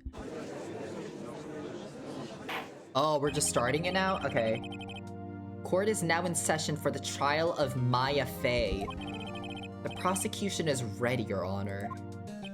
The defense is ready, Your Honor. Miles Edgeworth. I'd better not show any signs of weakness today, or he'll be on me in an instant. Mr. Edgeworth, please give the court your opening statement. Thank you, Your Honor. The defendant, Miss Maya Fey, was at the scene of the crime. The prosecution has evidence she committed this murder, and we have a witness who saw her do it. The prosecution sees no reason to doubt the facts of this case, Your Honor. I see. Thank you, Mr. Edgeworth. Let's begin then. If we may call our first witness, Your Honor, the prosecution calls the chief officer at the scene, Detective Gumshoe. Witness, please state your name and profession to the court. Sir, my name's Dick Gumshoe, sir. I'm the detective in charge of homicides down at the precinct, sir. Detective Gumshoe, please describe for us the details of this murder. Very well, sir. Let me use this floor map of the office to explain. The body was found by the window here. And the cause of the death? Or the cause of death? Loss of blood due to being struck by a blunt object, sir. The murder weapon was a statue of the Thinker found next to the body, sir. It was heavy enough to be a deadly weapon, even in a girl's hand, sir. The court accepts the statue as evidence. They're still calling it a statue. Floor plans have been added to the court record. Oh. Now, detective. Yes, sir? You immediately arrested Miss Maya Fey, who was found at the scene, correct? Can you tell me why? Yes, sir. I had hard evidence she did it, sir. Detective Gumshoe. Please testify to the court about this hard evidence. Oh, I have to find a contradiction now. Maya Fey's arrest. As soon as the phone call came in, I rushed to the scene. There were 2 people there already. The defendant, Miss Maya Fey, and the lawyer, Mr. Phoenix Wright. I immediately arrested Miss Maya Fey. Why? We had a witness account describing her. The witness saw Miss Maya Fey at the very moment of the murder. But what? The very moment, you say? Very well, Mr. Wright. You may begin your cross-examination. Yes, Your Honor. Cross-examine what, though? I couldn't see a single contradiction in that testimony. Whoosh. Smack. Maya just threw something at me. What's this? When my sister couldn't find any contradictions in a witness's testimony, she would bluff it and press the witness on every detail. The witness always slips up and says something wrong. It works a lot of the time. I should have expected Maya would know some of her sister's tricks. Alright, let's give this a try. Something the matter? No, Your Honor. I'd like to begin my cross-examination. Cross-examination. Maya Fey's arrest. As soon as the phone call came, I rushed to the scene. There were 2 people already there. The defendant, Miss Maya Fey, and the lawyer, Mr. Phoenix Wright. I immediately arrested Maya Fey. Why? We had a witness account describing her. The witness saw Miss Maya Fey at the very moment of the murder. Can't see a single contradiction in there. I'll just have to take Maya's advice and press him on anything suspicious. Okay, I think the most suspicious part to me is this part. Like, the describing... We had a witness account describing her. Hold on just 1 second. Yeah?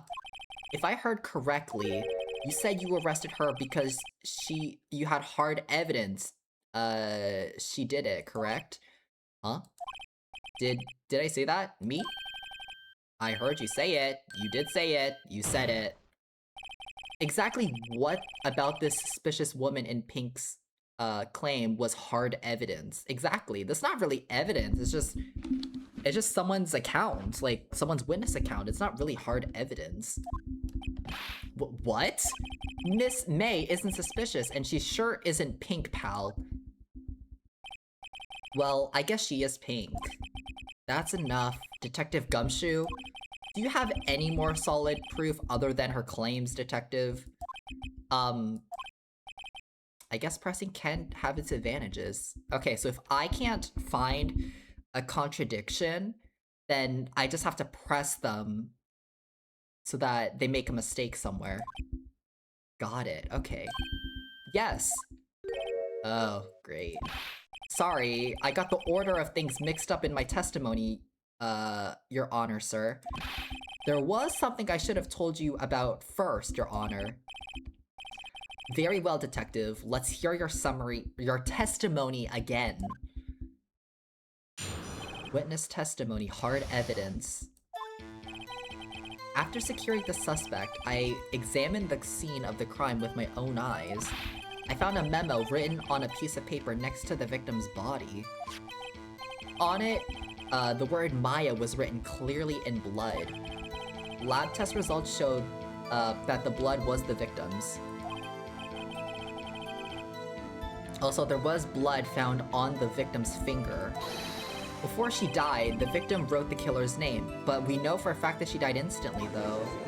I know that for a fact. She died instantly. It was one of the things I remember exactly.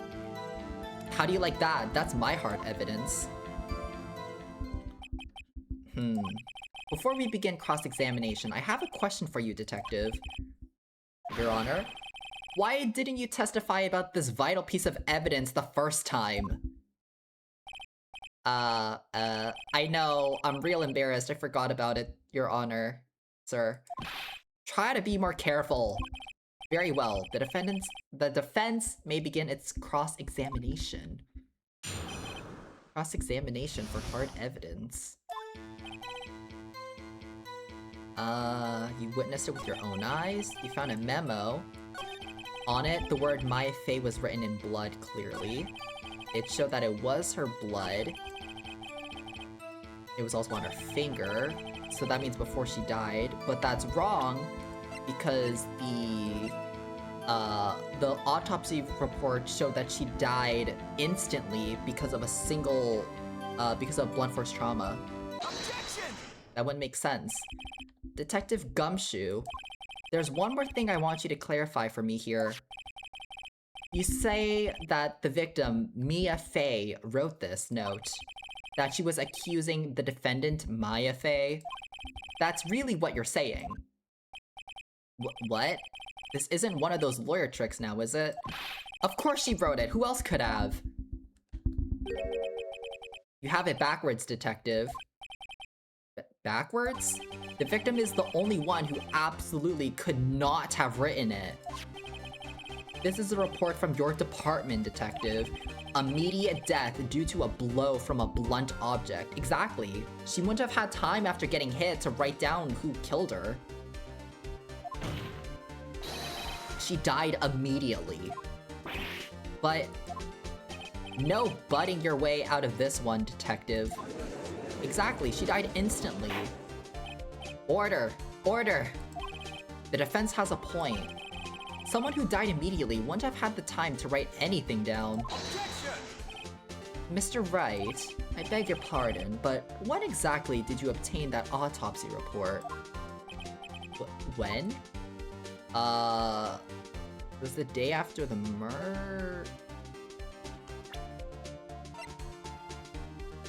I don't remember. I'm pretty sure it was the day after the murder, right? Or was it the day of the murder? No, it was the day after the murder, right? It was the day after the murder. The prosecution's point being... that autopsy report is outdated, Oh! What? A second autopsy was performed yesterday at my request. Death was almost immediate due to a blow from a blunt... Oh no. But there is a possibility the victim lived for several minutes after the blow. I received these results this morning. Oh, I just made a mistake. Why'd I say the day after? Your Honor, it's quite easy to imagine that the victim did have time to write Maya. That is all. Oh, I see. Oh my gosh, he's good. Ugh, of course he'd do something like that. Why, Mr. Wright, you look shocked. Something you want to say? The detective's a sham. Detective Gumshoe, you're a sham, because he's the one who gave me that! How could you give me a faulty report? Huh? I thought... Detective Gumshoe... I'm disappointed in you, handing him the wrong report like that. I'm sorry, sir. You are at fault, Detective. This isn't going to look good on your evaluation next month. Oh my gosh. What? But... Your Honor, I submit this report to the court. Understood. The court accepts the evidence. Okay, autopsy report has been updated. Well, Your Honor, the evidence strongly suggests the victim was identifying the killer. I suppose that's the obvious conclusion, yes? Well, we don't know that for a fact. The prosecution would like to call its next witness. This poor innocent girl saw the murder with her own eyes. Oh, it's Miss April May. Yep, April May to the stand. What part of her is exactly innocent? Right? That's what I'm saying. Witness, your name, please. April May. Oh my gosh, the jiggle fizz. Jeez. At your service. Oh my gosh, she's really flaunting her stuff. Order! An introduction should not require any any introduction should not require any reaction from the crowd. The witness will refrain from wanton winking. Aw, yes, Your Honor. Oh gosh. Tell us, where were you on the night of September 5th when the murder occurred? Gee, I was, like, in my hotel room, teehee. I checked in right after lunch, and this hotel is directly across from the, Fay & Co. law offices. Mm-hmm. That's right, big boy. Please testify to the court about what you saw. Witness testimony for witness's account. It was like 9 o'clock at night. I looked out the window, you know. And then, oh, I saw a woman with long hair being attacked. The one attacking her was the mousy girl sitting in the defendant's chair. Then the woman, like, dodged to one side and ran away. But that girl, she caught up to her and she hit her. Then the woman with the long hair, she kinda slumped. The end. That's all I saw. Every little bitsy witsy. Oh my gosh. Stop with the jiggles. Huh. Well, Your Honor. I see. It is a remarkably solid testimony. I doubt I don't see a need to trouble the witness any... Wait, Your Honor. Yes, Mr. Wright? What about my cross-examination? Exactly, I have a right to that. I thought the witness's testimony just now was quite firm. Oh my gosh, get your mind out the gutter. My gosh, didn't you? Mr. Wright, I understand you were Miss, Mia Fey's understudy, were you not? You must know her techniques well. Her cowardly way of finding tiny faults in perfectly good testimonies. Hey, how dare you? Well, Mr. Wright, will you cross-examine the witness? Yes, I'm doing it. I'll gladly proceed with the cross-examination. If only because I have a feeling my, Edgeworth doesn't want me to. She has to have some weakness. Very well, you may begin your cross-examination. Cross-examination. It was like 9 PM at night. I looked out the window, you know. I saw a woman with long hair being attacked.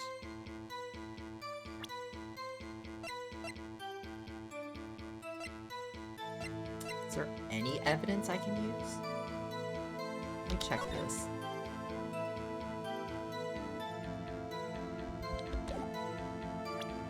Okay. I saw the one attacking her was the little mousy girl sitting in the defendant's chair. Then the woman like dodged to one side and ran away. But that girl, she caught up to her and she hit her. That's it? Nothing really jumps out as a contradiction. There's got to be something in there somewhere. I better press her for some facts. Yeah, that's what I was thinking. There's no contradiction anywhere. Let me press. Why did you do that? Huh? Why? Like, why what? Why did you look out the window? Weren't you expecting to see something? Oh, well, gee. She can't even get out of the question. What? I sorta, you know. I had a feeling. Okay. She's just avoiding the question, yeah. Oh, we're going for it. I'm not backing down.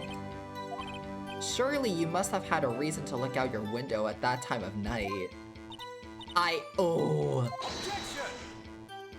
Mr. Wright, I will not have you badgering my witness. Badgering? You insist on needling her with these trivial questions. I really don't think it should be allowed. Oh, they're all agreeing. Oh no. Order! Mr. Wright, you have been warned. You looked out the window. What did you see next? I saw a woman with long hair being attacked. Oh, let's press her about this. Let's see what else she saw. She dodged? Dodged what? Well, the attack. Please continue your testimony. She hit her. I'm just gonna press everything. How did you know it was my client? Huh? Well, IG. First of all, she had a girl's physique. And secondly, she was small. Who else could it be but her? He has a point. I question it though. The testimony stinks? What? Miss May, I'm willing to bet that you're lying or you saw nothing. I think you saw nothing. Did you really see the defendant at all? That's what I'm thinking, because I looked at the thing, there's only one window there, so if they were out of sight from the window, then they wouldn't have seen her. What is the meaning? Somebody tell me, because I'm clueless about this. I mean, okay. If you really witnessed my client, Maya Fey, you would have noticed her clothes before noticing her physique. Exactly. Her clothes are also so out there. Look at her. No one wears clothes like this on a daily basis except her. And I'm no expert on fashion, but her hairdo looks far more normal to me. Exactly. However, the witness's testimony mentions neither of these things. The testimony is bogus. But still, we don't know if she was dressed that way the night of the murder. She was, Your Honor. I saw her. And so did Detective Gumshoe. What do you say to that, Miss May? What are you trying to say, you mean lawyer? I saw what I saw. I just didn't think of all the trifling little details were necessary, darling. Miss May, the court would like to remind you to please omit nothing in your testimony. I'm sorry, Your Honor. I'll be a good girl, I promise. Your testimony again, if you would. She got away? She got away with that? That's crazy. I did see everything, I did. The victim, the woman, dodged the first attack and ran off to the right. Then the girl, in the hippie clothes ran after her. And then hit her with that weapon I saw. I saw it, I did. That clock, the kinda statue-y clock, the thinker, I think? Well, does the accuracy of my report not startle you, teehee? Huh. I see. I only wish you had been so detailed from the beginning. Please begin the cross-examination. Alright, cross-examination. I did see everything, I did. The victim, the woman, dodged the first attack and ran off to the right. Then the girl in the hippie clothes ran after her, and she hit her with that weapon. I saw it. I did. The clock, the kind of statue-y clock, the thinker, I think. A previous testimony must have been what Edgeworth wanted her to say. So this was the testimony in her own words? Time to press and squeeze the truth out of her, figuratively, of course. You saw everything? Okay, what'd you see? Tell me. So you saw me then, too? Of course! I'd remember that spiky hair anywhere. Spiky? The witness will refrain from personal attacks on the defense attorney. Aww, was I a bad girl? I'm sorry. I'm so sorry, but her acting like this is making me cringe so hard. I'm so sorry. Very well, continue. The victim, the woman, dodged the first attack and ran off to the right. Is that right? As in your right? As in you looked from the hotel? Which hand do I hold my knife in again? Excuse me? Right, it was my right hand, right? Satisfied, Mr. Wright? Please continue. Then the girl in the hippie clothes ran after her. How convenient for you to remember her hippie clothes. That's what that's what she was wearing. Oh, and her hair was all done in like a bun. What happened then? She hit her with that weapon, I saw it, I did. Where did this weapon come from? She picked it up from the desk. I see. What sort of weapon was it? The clock. A clock? Well, don't look so sour, Mr. Lawyer. You can't win them all. No, but I did have a feeling I'm on to something now. Oh! Wait! Wasn't the clock stuff... wasn't the clock's... The clock's innards were removed. It's just a statue now. It's not a clock anymore. Miss May, what you said just now was quite revealing. Revealing? Ooh, you'd like that, wouldn't you, naughty Mr. Lawyer? You just said that this statue of the thinker was a clock, but there's no way of knowing that just by looking at it. Oh, that's true. That's true. Another person in much the same position as you recently called this a clock too, and he was found guilty of murder. Right, how would she know that? Miss May, can you explain how you know this was a clock? Oh. Oh. The witness saw the murder with her own eyes. That's all that's important here. The defense is trying to confuse the issue with trivial concerns. Yes, yes, of course. You will withdraw your question, Mr. Wright. Objection! Not so fast. The questions are all I have, Your Honor. And as you may recall, I've caught murderers with these questions before. Well, only once. Come on. Objection sustained. You may continue to question the witness. Yes! That was close. Huh? What? So what happens now? What happens now is you answer my question. How did you know it was a clock? What? That's... because I heard it?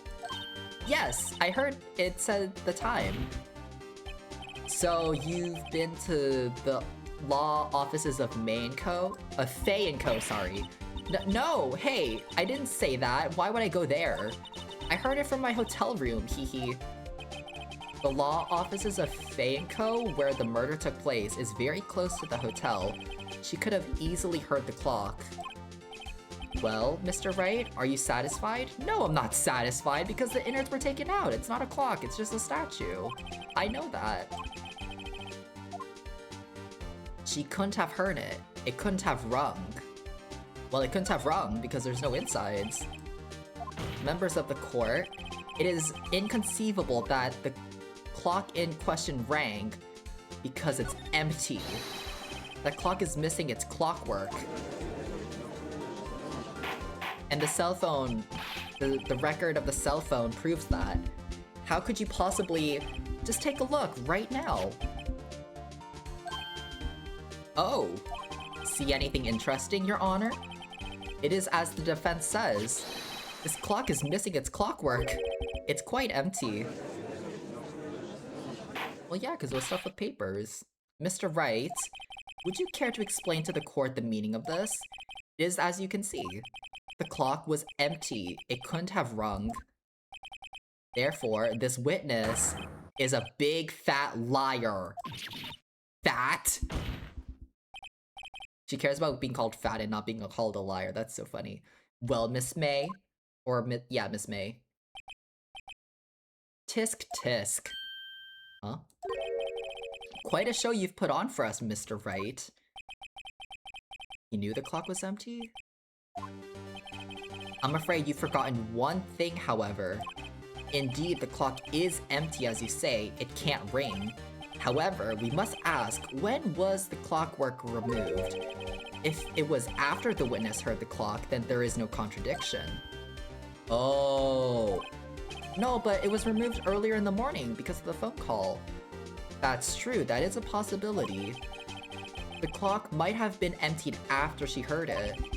And that is exactly what happened, Your Honor. Well, Mr. Wright, can you prove when the clockwork was removed? I can. Oh, impossible, of course. I have proof. What? Wasn't it you who told me proof is everything? Well, I was listening, and now I'll show you the proof you like so much. The evidence that proves when the clockwork was removed is the phone call, the conversation. Take a look at this. Huh? That's a very cute cell phone. Oh ho, you have a girly phone? Wait, this isn't my phone. Listen, this is the defendant's cell phone and it contains a recording. A recording of a conversation she had with the victim on the day of the murder. Order. The defendant's cell phone? This wasn't brought to my attention.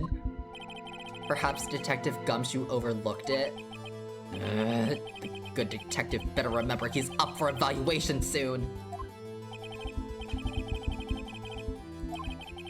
Alright, let's hear the conversation. So you want me to hold on to the thinker for you? If you could. The clock isn't working right now. The clockwork was taken out, sorry. And that was in the morning, 12 hours before the murder occurred. Or more or less 12 hours, it was like 11 and a half, but still. I think this makes it clear the clockwork was already gone by the time this was recorded. Which was well before the witness even arrived at her hotel. Nah. Well, Miss May, would you care to explain this to the court? Just how did you know that weapon was a clock? Well, isn't it obvious? I saw that clock before. What store was that again? I go to so many. Oops, I forgot. So the witness had seen it before, that would make sense. Does the defense have any objection, Mr. Wright? Is there any... She says she's seen it before. Hold on, I'm just thinking. Is there an objection here?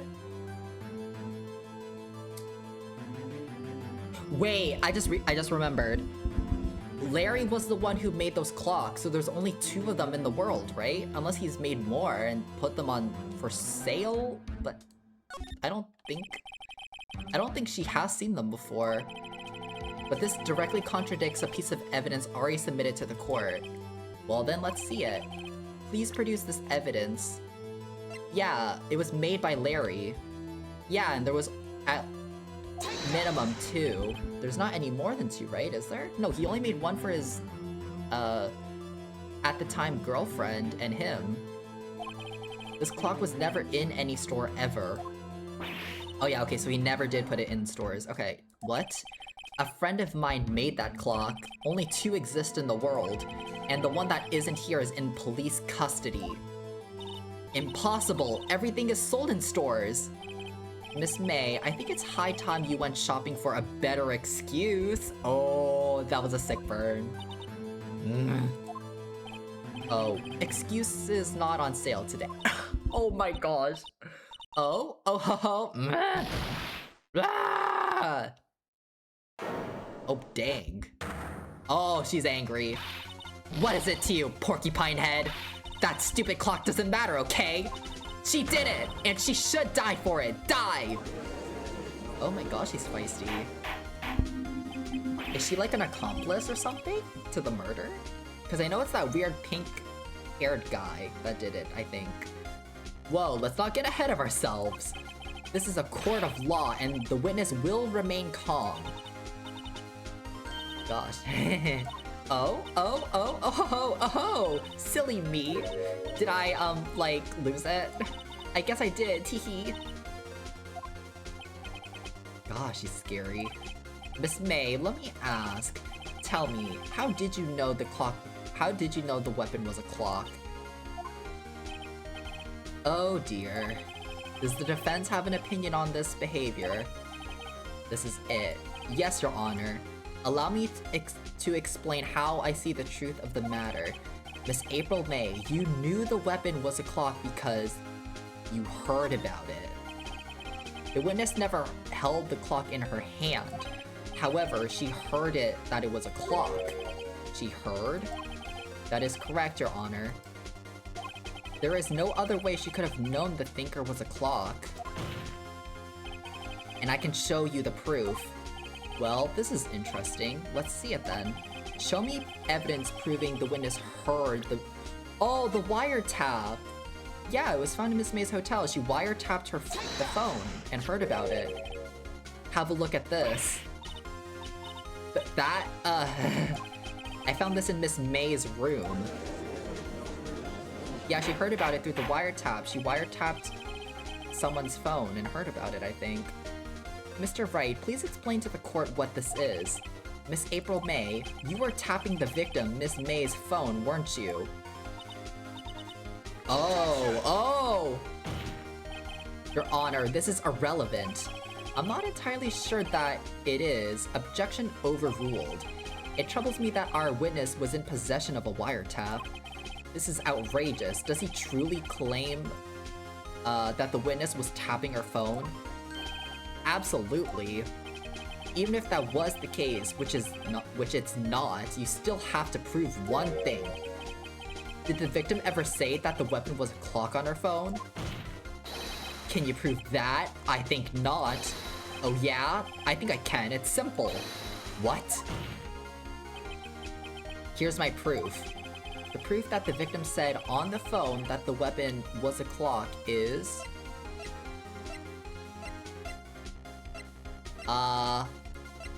Pretty sure it's the cell phone, right? Yeah, it's a cell phone. I present the defendant's cell phone. Yes, we've seen that. Listen once more to the conversation between the defendant and the victim. You haven't called in a while. There's something I want you to hold for me. What's this time? It's a clock. It's made to look like the statue, the thinker, and it tells you the time. Oh, that's crazy. Miss April May, you used a wiretap to listen to this conversation. That's how you knew the thinker was a clock. Am I wrong? Objection! Your Honor, this is ridiculous. Your Honor, look at the witness's face. Does she seem amused to you? The defense demands an answer. Witness, answer the question. Did you tap her phone? Miss May? Shut up, all of you. What gives you the right to talk to me like that? You lawyer? Well, her credibility's shot through the roof. It's no fair, all of you ganging up on me like that. Oh, so I'm the bad girl, is that it? Is that it? Wah. That did it. The court's seen the real Miss April May now. Why the wiretap? You did it, didn't you? Why the wiretap, though? Why did you tap her phone? Answer the question. Do I have to? Isn't this a murder trial? Isn't tippy-tapping irrelevant? Miss May, you were tapping the victim's phone. I hardly call that irrelevant, exactly. While this court does not condone the defense's tone of voice, he has a point. Well, Miss May, do you have an explanation for the courtroom? Can you prove you had nothing to do with this murder, even though you tapped her phone? I'd like to see her pull off that. Mr. Lawyer, I saw that evil grin. You were probably thinking I'd like to see her pull that off, weren't you? Oh, he's good at reading faces. Well, you're not the first man who's thought that, and of course I can and will. Can't be serious, no way. Way, I say, way? Oh, I assure you, I'm serious, Mr. Lawyer. Okay, so the killing happened around 9 o'clock at night. Why, that's just when I was getting room service from that sweet bellboy. Room service? Iced coffee, I believe it was. Iced coffee, you know, like normal coffee, but cold. If you don't drink it quick, the ice melts and then you have regular cold coffee. Iced coffee? I think I'm making this up. Ask the bellboy. Or I think I'm making this up, ask the bellboy. Argo, the witness was not on the scene at the time of the murder. Okay, so then, yeah, the other guy did it. So where does that leave us? It is my great displeasure to inform you that the witness appears to have been tapping the victim's telephone. However, that is a separate crime with no bearing on the current case whatsoever. Her testimony stands. She saw the defendant, Maya Fey, commit murder. Oh no. Well, does the defense have anything to say? Well... I think we should call the bellboy as a witness or continue examining Miss May. Let's call the bellboy. The defense would like to call the hotel bellboy as a witness. There's something suspicious here, and I'm going to get to the bottom of it. I think you've sunk in quite low enough already. I object to calling the bellboy. Why? What's your reason? Because I hold that the wiretapping had nothing to do with the killing. However, if you agree to one condition, I'll consent to calling this witness. Condition? If Miss April May's alibi is not called into question after you examine the bellboy, then you will recognize that Miss April May was not the killer, thus she is innocent. And thereby, you must also accept the verdict of guilty for Miss Maya Fey. That is my condition. Oh, God. Accept the condition or give up? Well, if I accept the condition, I can... Oh gosh. Because I know who it is. I saw who did it. It was that creepy guy with the pink hair. He did it. So maybe if I accept the condition and dig deeper and find out the real reason and get him convicted, then we'll be fine. Fine. Understood. I accept your condition. Fool. You fell right into my trap. Wait. Very well. The court calls the hotel bellboy to the stand. I believe we're ready for the witness to testify. He certainly does look like a bellboy. Yes, sir. I received your summons in the middle of work, sir. I'm happy to be of service. That tea set looks rather heavy, so without further ado, the witness may begin his testimony. Very good, sir. Miss May's room service. Oh. I am the head bellboy at the Fine Gatewater Hotel in business for 4 generations. I believe I received a call around 8 o'clock in the evening from our guest, Miss May.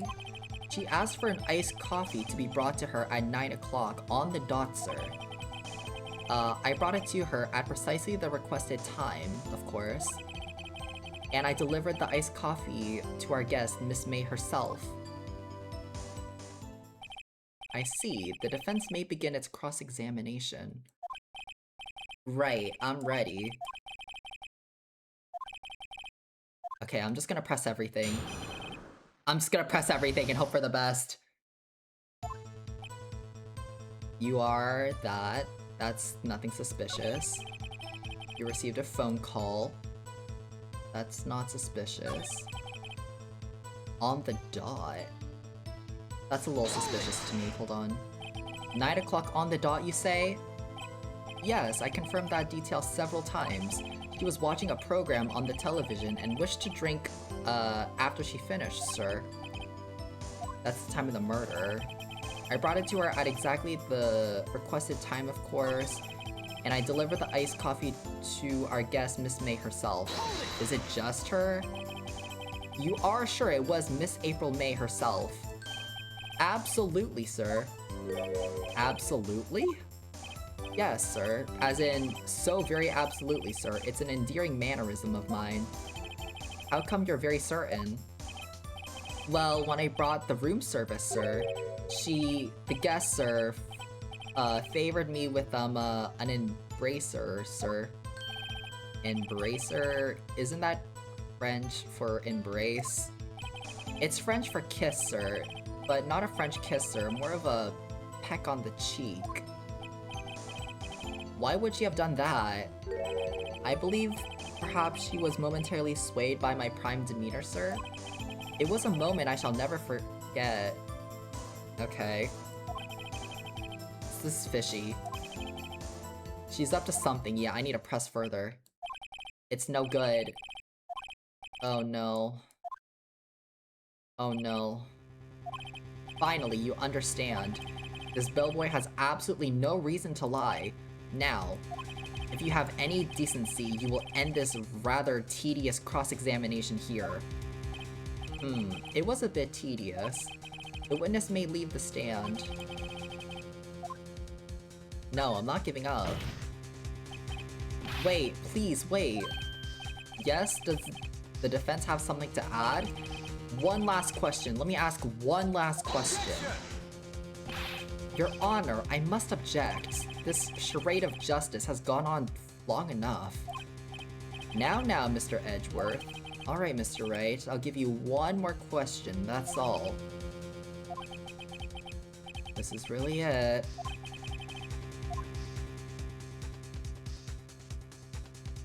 Room service, check-in, or bed making? Check-in? Was it like... Tell me about check-in. Tell me about when you checked in Miss May. Oh, alright. Very well, sir. My first thought was she was a beautiful, beautiful person. She's just my type of girl, so it was a disappointment, really. I see. What do you mean disappointment, though? Excuse me, what exactly was a disappointment? Well, I am not without charm, sir, but I'd have little chance with her lover there. Oh, so she wasn't by herself. What did you say? Rather quite. Bellboy, tell us the truth now. Did Miss May check in with another person? Objection! I object. That was objectionable. Objection overruled. The witness will answer the question. Yes, I see. Why did you not mention this in your testimony? Well, sir, you didn't ask. That's the sort of thing you're normally supposed to mention. Yes, quite indeed. It was the, good barrister there, Mr. Edgeworth, who... He asked me not to mention that if I wasn't specifically asked, sir. Oh. Oof. You fool! I've done it. I've won. Miss April May checked in into a twin room with a man, correct? Yes, sir.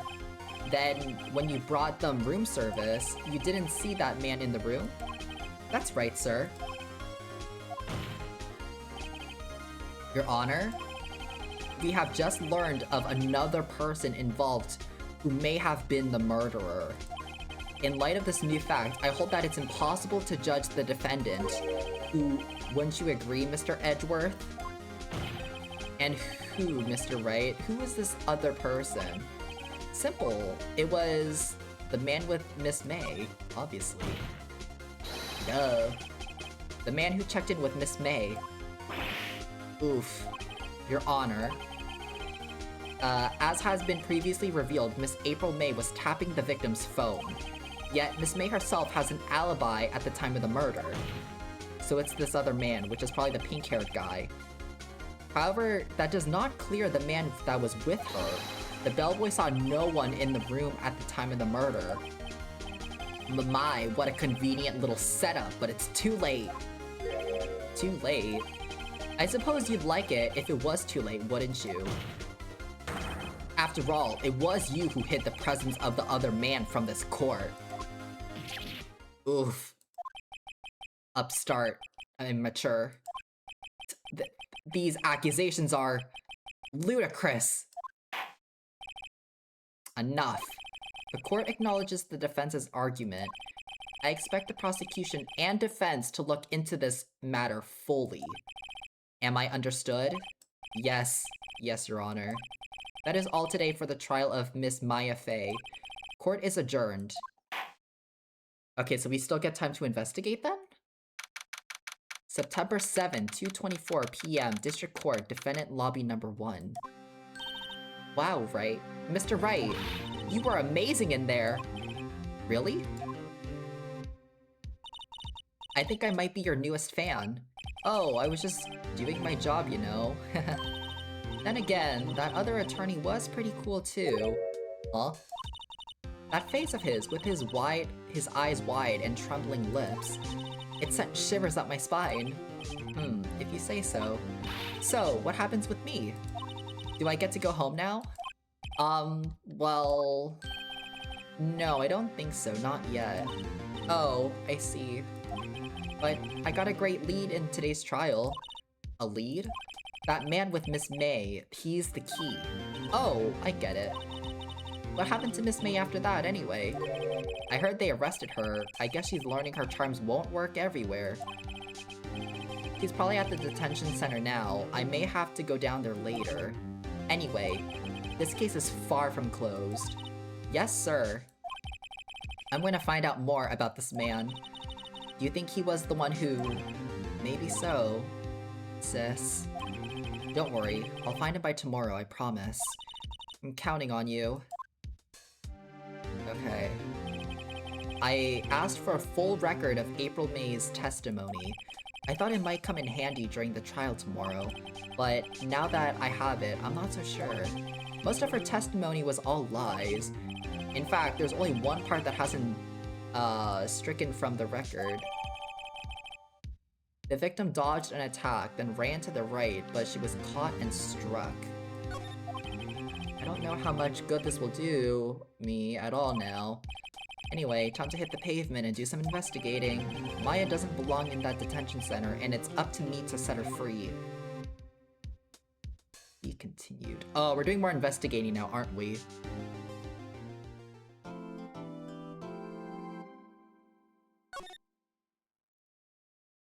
Let's save it here.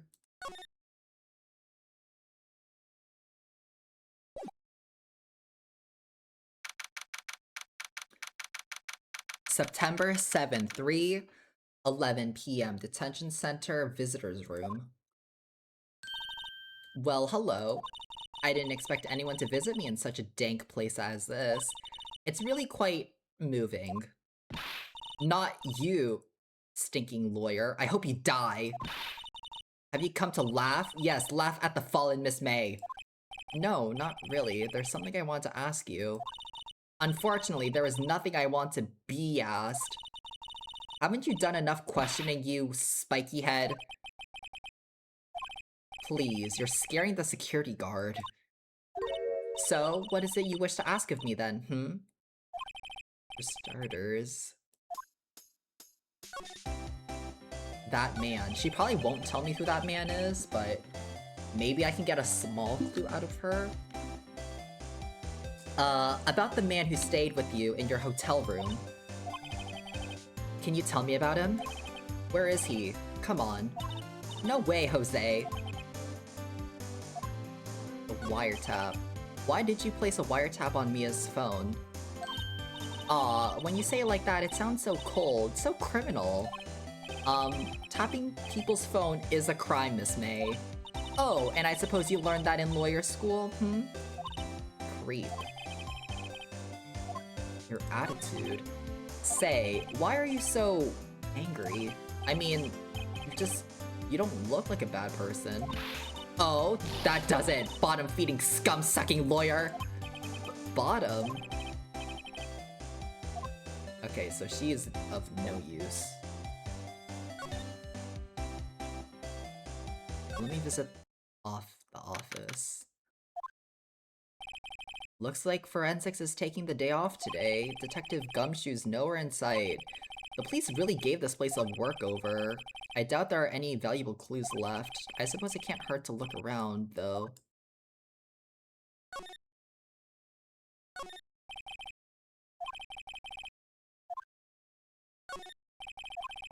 Perfectly clean as always.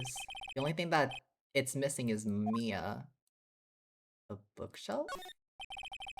You couldn't cram more legal books in here even if you wanted to. All the cases that the chief worked on are filed here. Are some of the files missing? Oh! Nah, I'm imagining things. This painting. Or a poster, an old movie poster. Apparently this thing was the first movie that made Mia cry when she saw it. I'll have to check it out one of these days. The window? The sky is blue and so am I.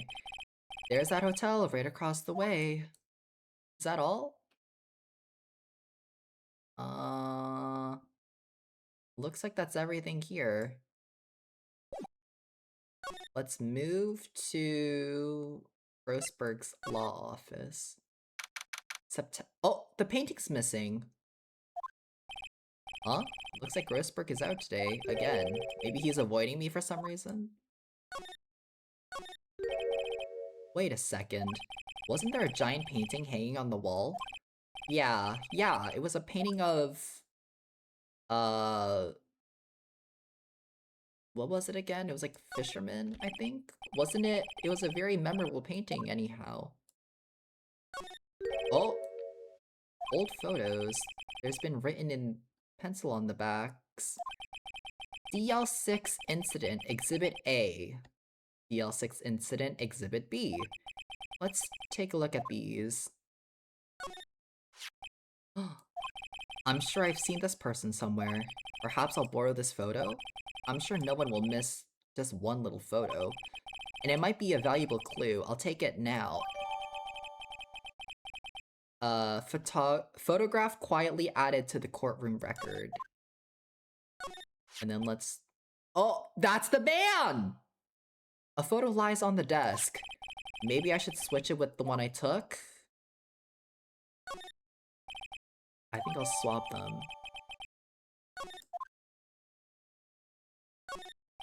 Expensive looking mahogany. Let me move to... Let me ask her about this man. Maybe that's the man. You again? Can't you take a hint and stay gone? Hey, the only reason I'm here is because you won't talk to me. Oh, so it's my fault now. You don't just have spiky hair, you also have a spiky heart. Oh my gosh. Yeah, let's present this. Yeah! Have a look at this. Look, I've said several times, I'm not telling you. Oh, that did something. Where did you... A reaction. This is him, isn't it? What? Who? When? Why? It is him. This is the man who stayed with you in your hotel room that night of the murder. No, that's not right. Do you have proof that was him? Yeah, proof. Show me proof. So close.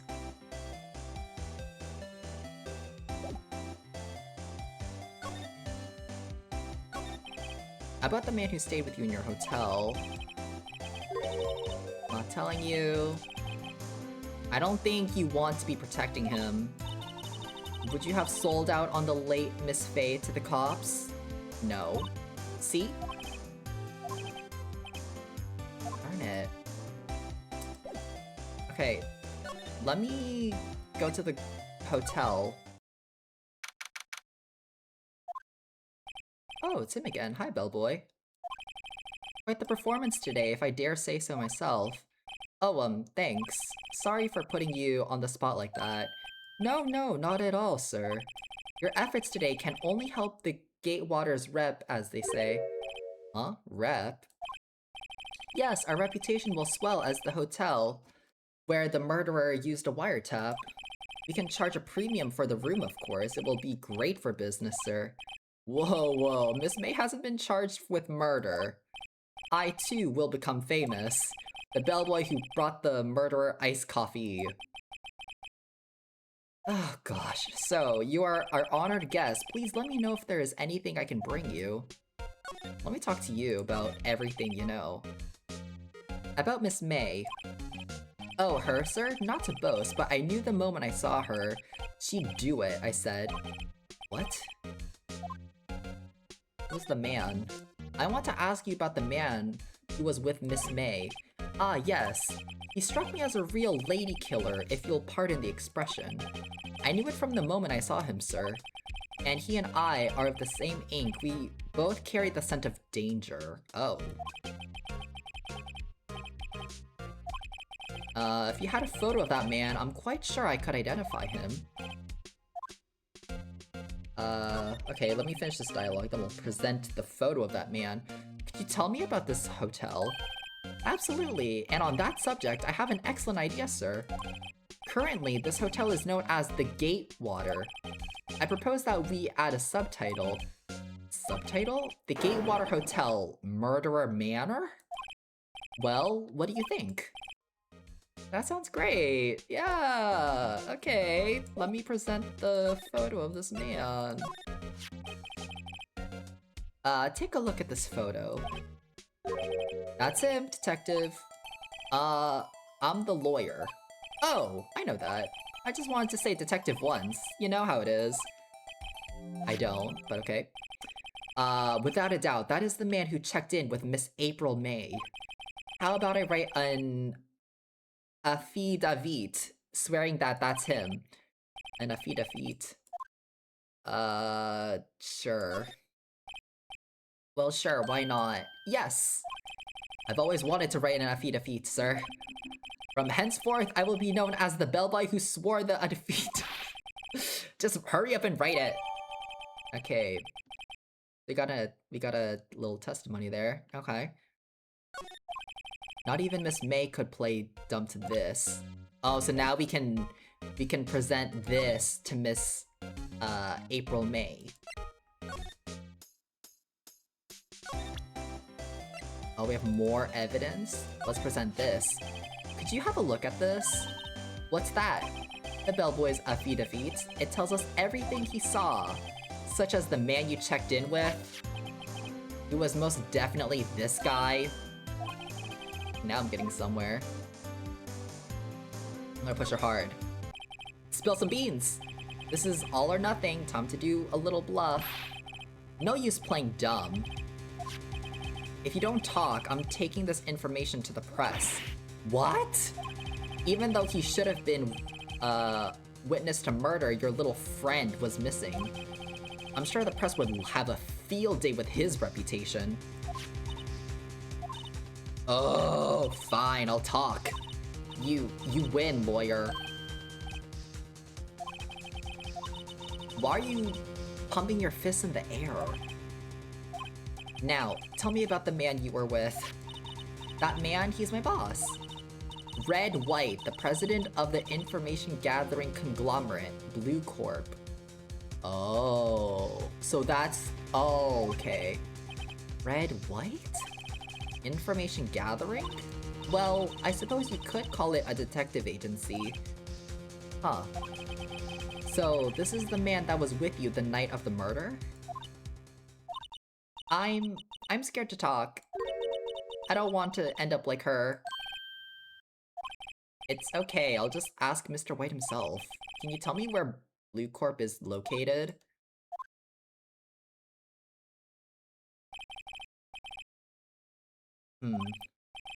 I'm finally getting a lead on this guy. So, yeah, he did it. Just how do I prove that he did it? Oh, I discarded the affidavit. Oh, we can go to Blue Corp now. Let's go. Wait, why does he have that painting?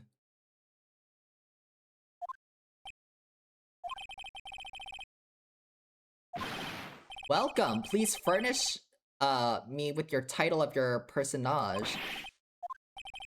Your name? What's your name? I was just inquirably asking the title that you go by. Wright. Phoenix Wright. Mr. Wright, is it? Right, I see. Splendifurious.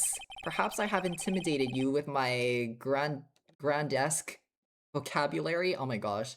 He's gonna trip me up. I'm gonna get tongue-tied. I'm Red White, CEO of Blue Corp. You know, corporate of expansion official. My business dealings bring me into contact with the elite of the elite. So I'm afraid I am not used to having conversation with the wordily challenged. I am wordily challenged, okay? I'm struggling to say some of these words. What a fruitcake. I'm saving that insult. I'm saving that. Yep, I'm gonna call someone a fruitcake now. Let me guess. You are an attorney fresh out of law school, are you not? That's the only explanation for why you would come to meet me like this. No matter. So, what business does a mighty lawyer have with such a man, with a man such as myself?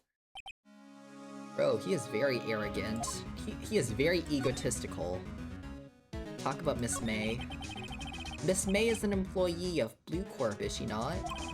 Correct, she was my secretariat. What a shock it was to hear what she has done. What she has done? You mean the wiretap? Indeed, she is paid to answer phones. Tapping them is not in her job description. She does gather information for us as part of her duties, but I assure you, we do not condone illegal methods. It is an inevitable that she would do this. Yeah, he's trying to use her as a scapegoat. The night of the murder. On the night of the murder, were you in April May's hotel room? You can say, I seldom pay attention to mundane details such as time and place. My motto is, don't worry, be happy. Still, Mr. White... The hotel bellboy has stated on the record that he does remember you very clearly. No matter, the bellboy can say what he pleases. I still won't talk to you. If you want me to speak, put me on the witness stand. Although I doubt you'd be capable of doing that. Why didn't the prosecution call him as a witness? Oh ho ho! The police? The courts? To me, they are mere toys. Playthings for my amusement. Let's talk about Blue Corp. What kind of company is Blue Corp anyway? Ah, excellent question. We buy and sell various kinds of information. We are a company of the future, you might say. We are the future. In just 10 years, I've built this business up into the grand office you see now. Ah, in case you were wondering, Blue Corp was named after the color blue. I, Red White of Blue Corp, as founder of CEO, named it so. And why, you ask? Because I like the color blue, of course. Fantaballistic, is it not? There's something that's been bothering me. Yes, what might that be? That big painting on the wall over there. I've seen it before. You know, I've actually seen the painting before. Oh? Just yesterday, actually. Your point being? My point is simple, rather, my question is simple. Why is that painting hanging on your wall? Mr. Wrong, was it? Right. It appears you do not fully grasp your position here. I ask again, who are you? A lawyer? No, my feeble friend, a mere lawyer. Worth nothing, zilch, zippo, nada. Just like that. Sorry, excuse for an attorney, Grody Burger. Oof. No, he punched me? What a jerk. What the heck? Well, Mr. Lawyer, what will you do? Charge me with assault? Charge away, I welcome it, for it is you who will be found guilty. What? Heed my exposition, the police, the courts, they all do my bidding. Oh, he's rich like that? He's corrupted people? I don't expect you to understand. It is a world beyond your comprehension. You came here for Grody Burgers, I presume. Mr. Grossberg's, yes. Then you must ask him, why is it that this painting of his hangs here? Perhaps then he will tell you. Perhaps he will explain how a man can live life purely for simple profit. For personal profit, sorry. Go now, skedaddle. There is nothing more to discuss. Okay, let's go to Grossberg's office then. Oh, he's back.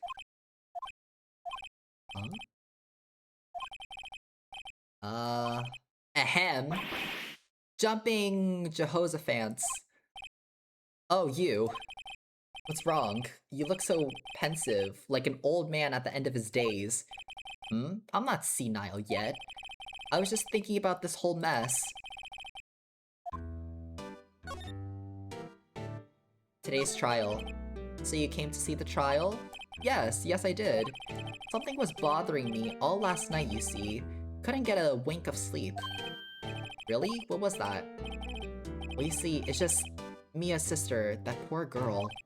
My boy, I owe you my thanks, truly. I don't know what I would have done if things had gone poorly for the girl. And your refusal? I asked before, but why did you refuse her request for defense? I think I have a right to know. A right, Mr. Wright? No, I'm sorry. It's just, I need more time to think about it, my boy. Ask him about Mr. White. So I paid Blue Corp a visit. Oh, I see. Mr. Grossberg. I have to admit, something that has been bothering me. Oh, what is it? Well, out with it, my boy. You see, it's just... a big painting. Mr. Grossberg, sir. There was a giant painting hanging right there the other day, was there not? The one you said you had no intention of parting with? Well, I saw it today. It was in the CEO's office at Blue Corp, Red White's office. So, you noticed. I suppose I should have guessed you would. It is a large painting. Mr. Grossberg, I know when you and Mr. White are connected somehow. Connected, you say? Yes, and I know what it is. He's blackmailing you, isn't he? Mr. White has something on you, doesn't he? Blackmail. Oh yeah, that face says it all. I think that that painting is fairly gaudy proof. Very well, this may be the chance I've been waiting for. Maybe it's time to get this off my chest so I can finally rest easy again. After all, you were Mia's understudy. Perhaps it was fate? What happened? Red White is a man who makes his living through intimidation. Blue Corp is a company that excels in finding people's weaknesses, I'm afraid. I've been paying them for 15 years now.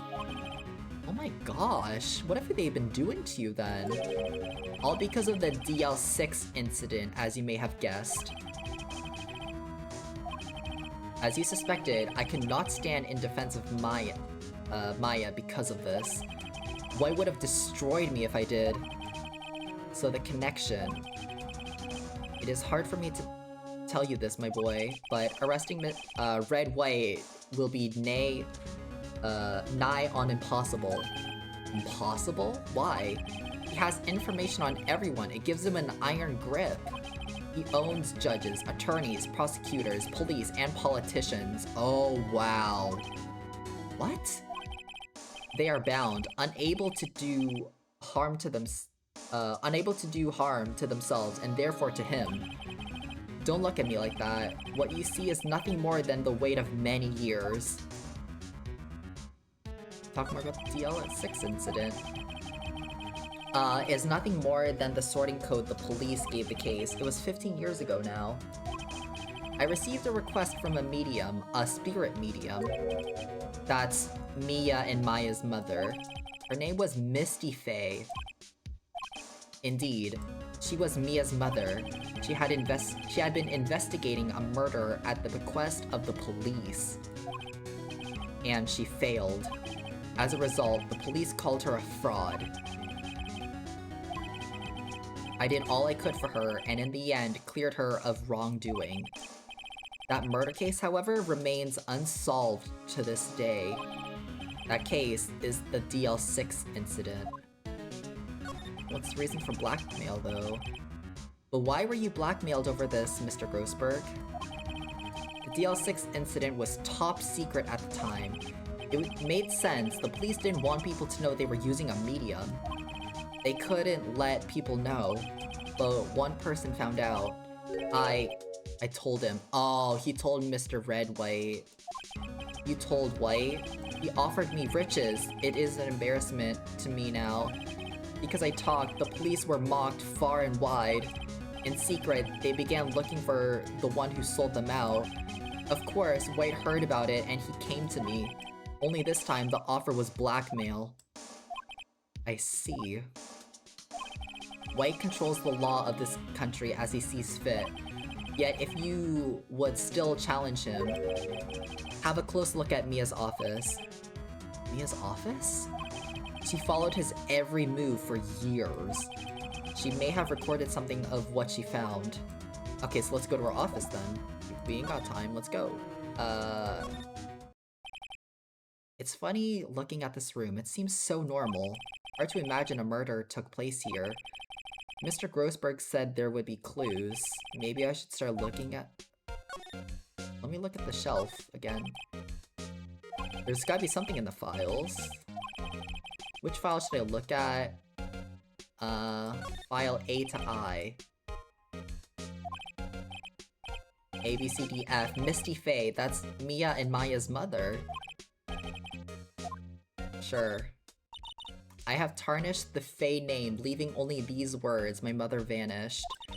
I was determined to find the ones who had made my mother blame herself in this.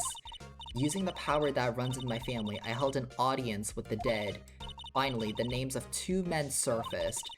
One was Marvin Grossberg, a lawyer who sold my mother's information for riches. That's Mr. Grossberg that we just spoke to. And the other has to be Red White.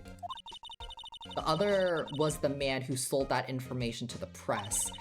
This parasite who makes his fortune on threats and coercion. His name is... The record stops there. So Mia knew Grossberg. Alright, let's look through J to S now. Let's see, J through S. Nothing much in here. Maybe I'll just skim some of this. Just skim it. Maybe we'll find something. Well, no harm in flipping through a bit, I guess. The biggest part here at the end is in S, suicide. Ew. She has a collection of suicide reports. There's politicians, policemen. Huh? There's writing on most of these in pencil. What? This is Mia's handwriting. Wait. Oh, are all these reports? All these reports, Mr. White maybe forced them to do that? To silence them? I don't know. Oh, but this is getting juicy though. Mia thought he was involved in these suicides. White drove them all to... I can use these newspaper clippings. Let's find the most disturbing one.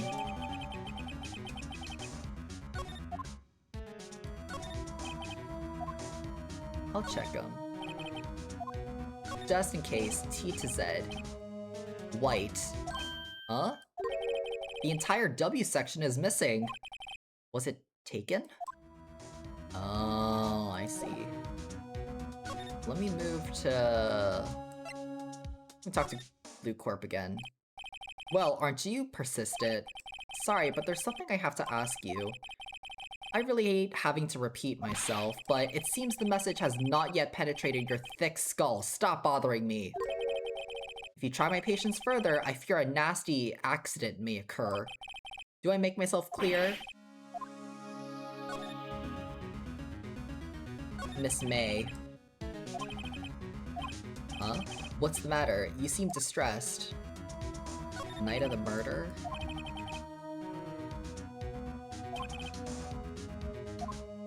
Blackmail. What's wrong? Is something stuck to my face? Well, yes, there's my eyes and my nose and my mouth. But of course, you need not restrain your mirth, my friend. It is okay to indulge in my cosmopolitan sense of humor. I will not think less of you. Oh, let's present the... How about this newspaper clipping? Mr. White, see this? It's an article describing the suicide of a politician. He was embezzling secret government funds. Then, one day, word got leaked to the press. The very next day, he took his own life. And this concerns me how... I found this article in Mia's office. Miss Mia? She had a file filled with articles like this. Every one of them was labeled with the single word, White. Mr. White, I know what you did to this politician. You blackmailed him. You were blackmailing him. Blackmail? Not just him either. You were either threatening or coercing hundreds of others. You were involved in all of the suicide cases that Mia investigated. This company is built on blackmail. Oh girl. I'm right, aren't I? What a bizarre accusation. Mr. Wrong. What is it that you should be doing now? Investigating me? No, I think not. You should be searching for the one who killed Miss Mia. Oh? Mr. Wrong will be leaving now. Yes, sir. I'll send someone right away. Wait a second, Mr. White. You're wrong. You're wrong, Mr. Wright. Excuse me? What I should be doing now is going after you. Just what are you insinuating? Mia was onto you. She was keeping tabs. For this reason, you had April May tap her phone. Then, Mia was murdered, and all the documents about you mysteriously disappeared. So, the culprit would be... Even a child could work it out, Mr. White. You did it. Hold on, I'm just gonna change the settings. Oh,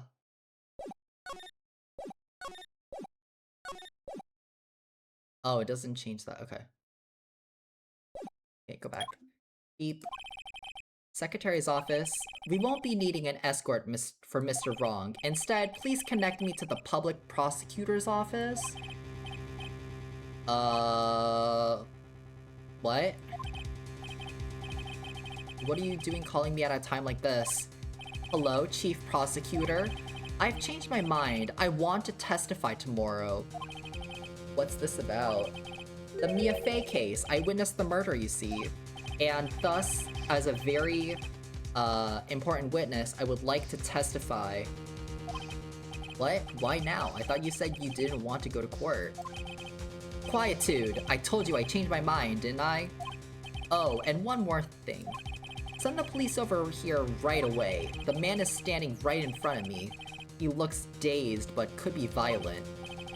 What man? Are you even listening? The executioner, the hatchet man, the liquidator, the killer man. What? Mr. White, this isn't another one of those. Chief Prosecutor, I do not believe you are in a position to freely offer your opinions to me, correct? Oh, that's a subtle threat. I'm telling you to send the police now. Oh, girl. Did I not tell you, Mr. Wrong? You are a mere lawyer, as was Miss Mia. How dare you? I'll point the finger at you and you will be tried as Miss Mia's killer. The case is as good as settled. No lawyer of any worth will defend you. I have friends in the local lawyers association, you see. you'll be given a lawyer so stupendously inept that they make even you look competent. Oh no. Detective Gumshoe reporting, sir. Ah, Butts. Harry Butts. Right, actually, Phoenix Wright, and my friend's name is Larry. Oh, right. Sorry, pal, but was that murderer, right? He was proven innocent. Detective Gumshoe. I present to you the man who killed Miss Mia Fey. What? Take this despicable human being into custody. Farewell, Mr. Wrong. But what? But I didn't do it! Okay, I guess I'm just arrested now. That's great. September 8th, 3:37 p.m. Detention Center Visitors Room. I can't believe it's only been a day since the first trial. My trial begins tomorrow. White's going to set a trap for me. The prosecution will be in on it, of course Edgeworth included. An attorney was assigned to me by the state yesterday. I refused. I had an idea. Right. Mr. Wright. Oh, Maya. Great, they let you out of detention. Just now, yes, it's all thanks to you. Ha. Now I'm afraid we've switched places. What? You mean you... I explained what happened to Maya. I don't believe it. How many people does that man need to destroy before he's satisfied? My mother? My sister? And now you? This has gone too far.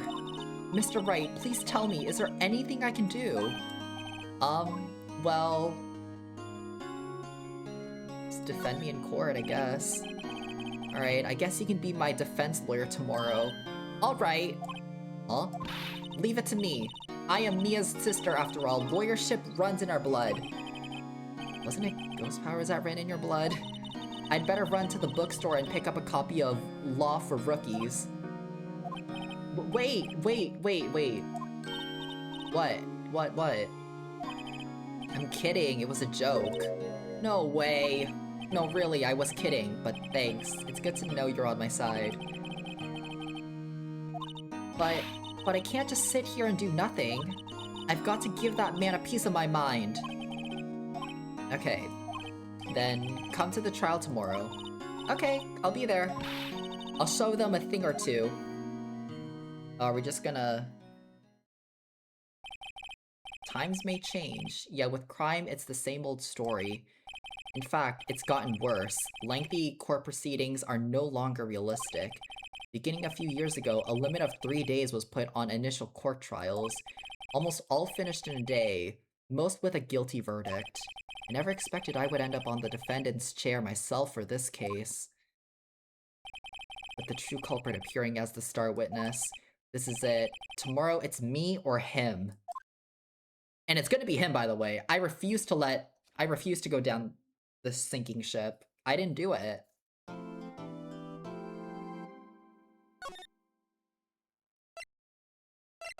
Oh, I can have 10 save files. Let's save here. Okay, let's continue.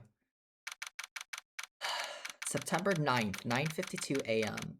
Also, once I'm done with this episode, episode 2 of Ace Attorney, I'm gonna end stream because I've been streaming for 3 hours. It's past midnight now. Well, I guess this is it.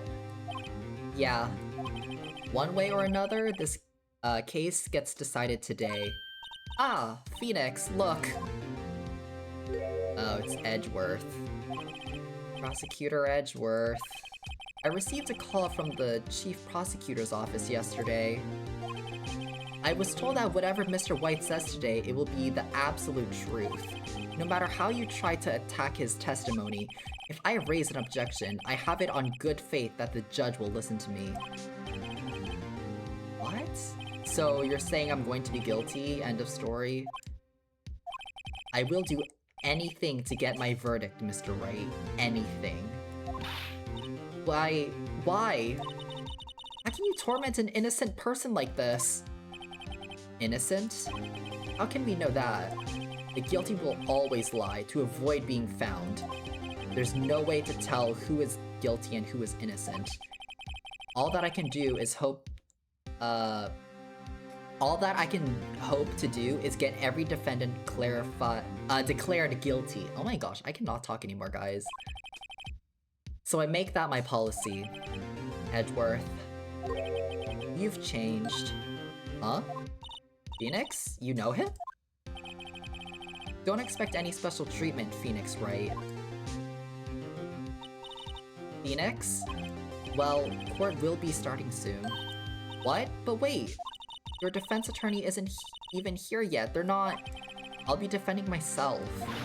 What? Okay, let's do this. Oh gosh, I have to defend myself. If you're already a lawyer, you don't need to get lawyered up, I guess. Alright, it's 10 AM, courtroom number 1. Court is now in session for the trial of Phoenix Wright. Prosecution is ready, Your Honor. The defense is ready, Your Honor.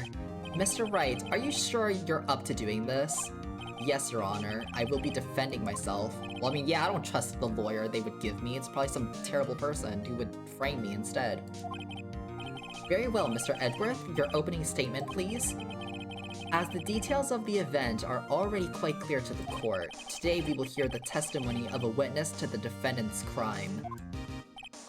I see. The prosecution may call its witness.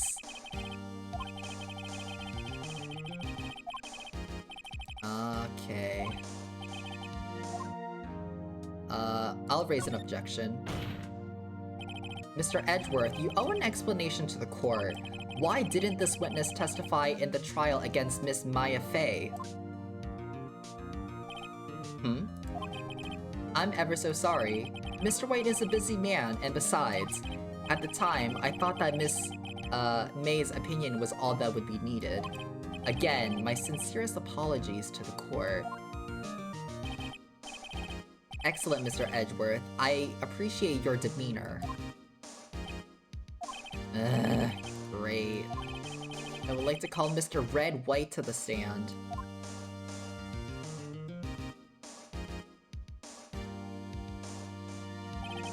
Please state your full name.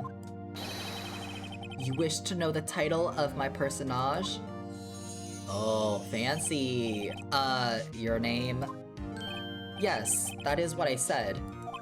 Oh dear, do my locutions confuse? What? Name. My name is Red White, but my friends call me Blanco Nino. I am the CEO, or to use a more common term, the president of Blue Corp.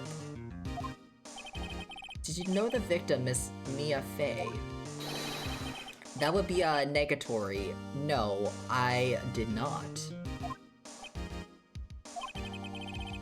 You were at the Gatewater Hotel the night of the murder. Correct. And you witnessed the murder from there? Ahem. Why tell you what you already know? Very well, Mr. White. You may begin your testimony. I can't rip this guy's testimony apart. I'm done for. Why do I always feel like it's the end of the world and I'm the last man standing? Ho ho ho! My god. Please, I'm so over him. I hope you, have made your peace with God, Mr. Lawyer. Let him have it, Phoenix. Witness testimony.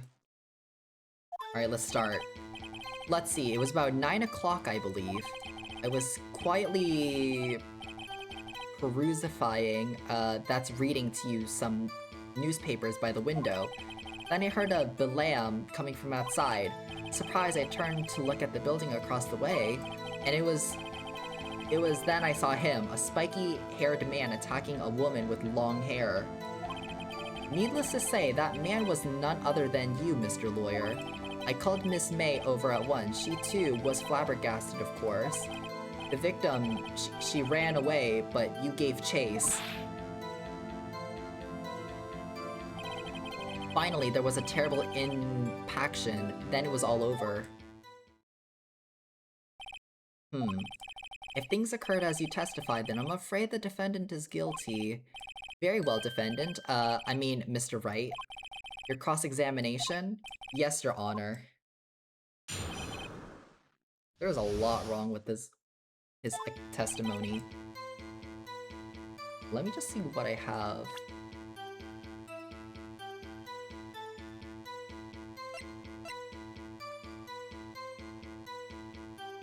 I feel like this could be useful. This is April's testimony.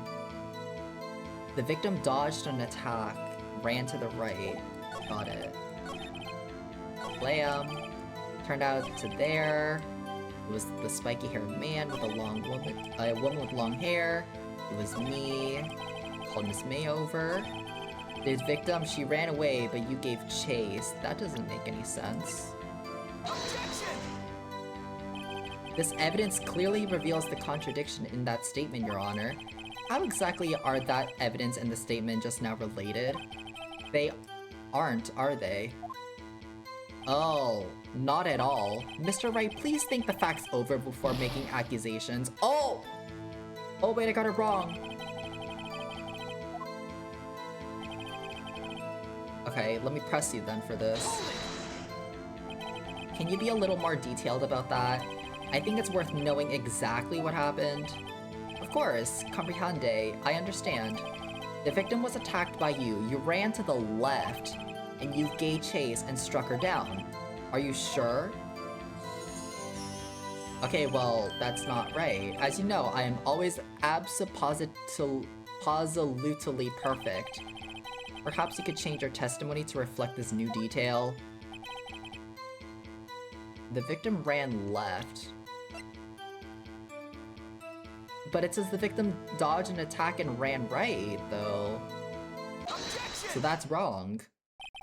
Wait right there. Mr. White, you've dug your own grave. What is this? You said the victim ran to the left, but that directly contradicts Ms. May's testimony. She clearly stated that the victim ran right. Oh ho ho! It is simple, you've misheard her. I think not. Look at the floor plans. The killer was here, and the victim was here. If the victim ran to the left, as you claim she did, she would have been running directly away from the door. Exactly, that doesn't make any sense. She would have been running into a dead end. Don't you find that odd? Very strange. I did see her run to the left, I did. Phoenix, look at his face. I don't think he's lying about this one. True. Maybe he really did see the victim run left? So, he did witness the killing? Wait a second. Yes, Your Honor? Miss May says right, and Mr. White says left. Can you explain this contradiction to the court?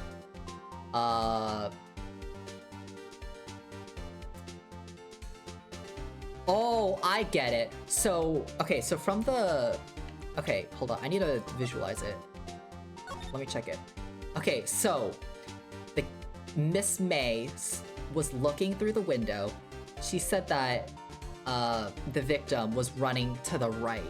That's probably her right, but Mr. Red is saying she ran left, which was his left, which means they're both technically right in this instance. It's just that he was actually in the room at the time. Oh, that makes so much sense. Wait, I got it.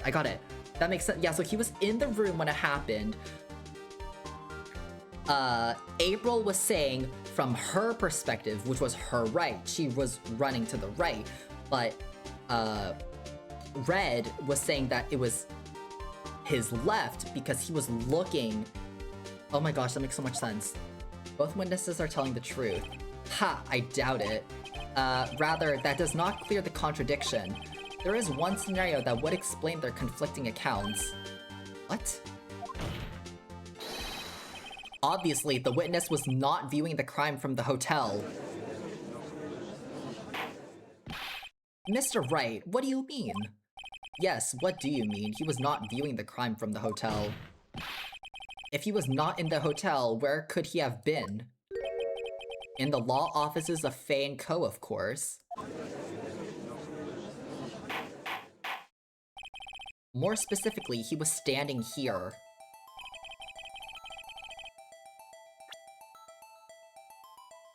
He was standing right here, where the killer was standing. This is where he was.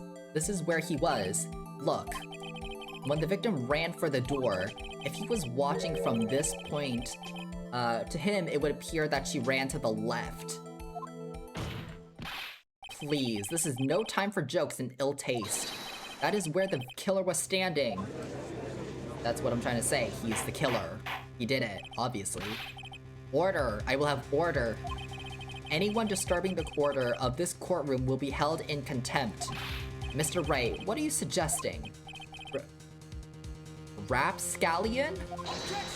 What is he talking about? Oh my god, he's crazy. The postulations of the defense are a distortion of the truth, Your Honor. Indeed, they do seem a bit far-fetched. Ho ho ho! You provide us with so much entertainment, Mr. Lawyer. He's laughing? The hilarity of the moment made me remember something. It appears I've been unclear, and for this I apologize. For Your Honor, might I be allowed to testify once more? He's gonna say something different. Very well, let's hear your revised testimony. Alright, let's see this new testimony. Miss May's testimony was correct, as was mine. When you assault the girl, she first ran to the left, and then you hit her savagely. That is what I saw. Next, with the last of her strength, she ran to the right. You chased her and delivered the final blow.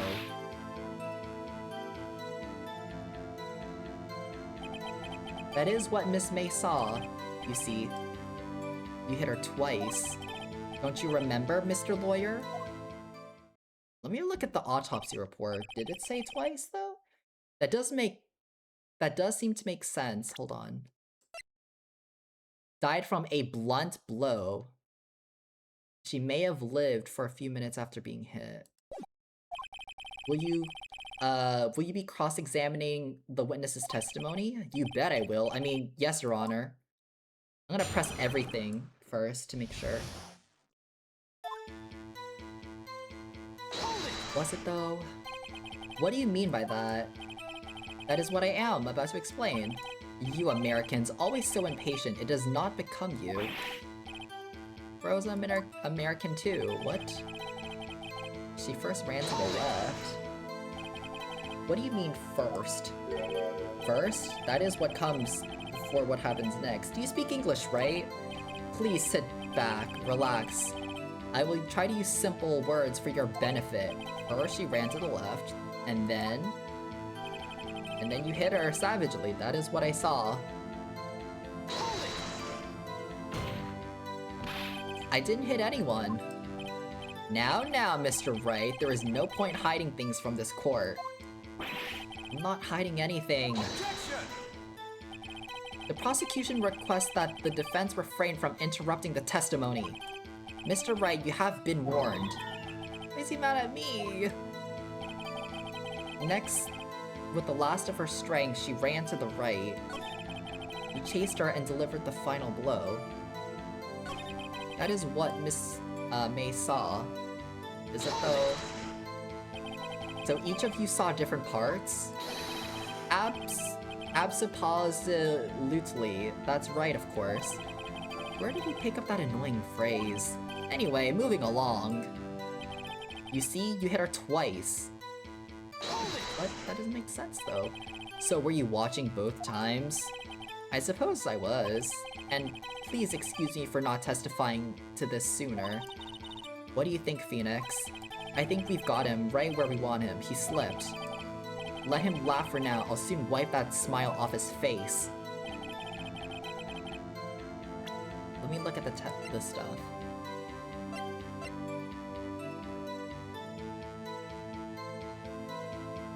Oh, I think I know. chased her and I delivered the final blow. I'm gonna object to this. Your Honor, that statement contradicts this evidence. It does? I don't see any What? Oh no, I got it wrong. Objection overruled.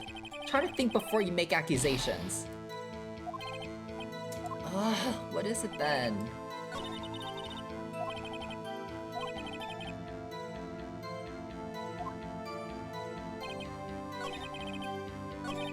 And then you hit her savagely. Is that what you saw though?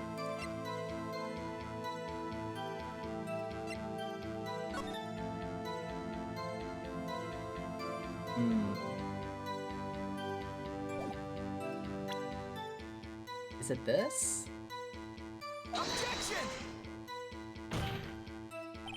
Oh, darn it, that's wrong. No. What is it then?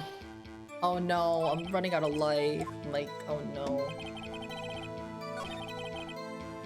She ran to the right.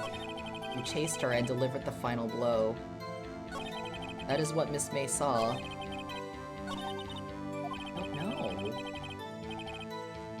I think we've got him right where we want him. He slipped. Where did he slip? Hold on.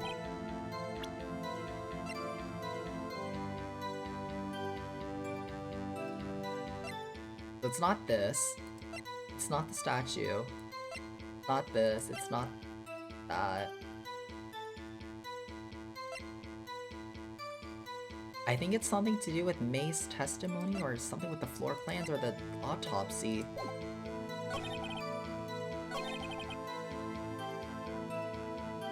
I'm just gonna object everything first.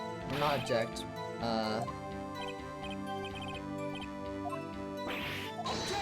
oh god. Okay. Let me just hold all of that. Oh, that's not what I meant. Okay. Yep, we're gonna skip that. You chased her and delivered the final blow. Stop saying it was me. But it was you. Mr. Wright, if you claim that it was not you, then show us proof. That is what I saw, That is what Miss May saw. So each of you saw different parts. And then hold it. So you're watching both times? I don't know. I think I know which part, like... You chased her and delivered the final blow. Oh, doesn't make sense. Is it this? Objection!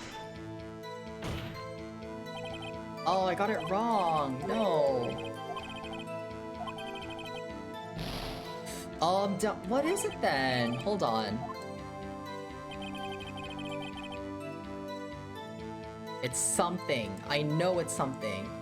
I chased her and delivered the final blow. Oh, is it the shards of glass?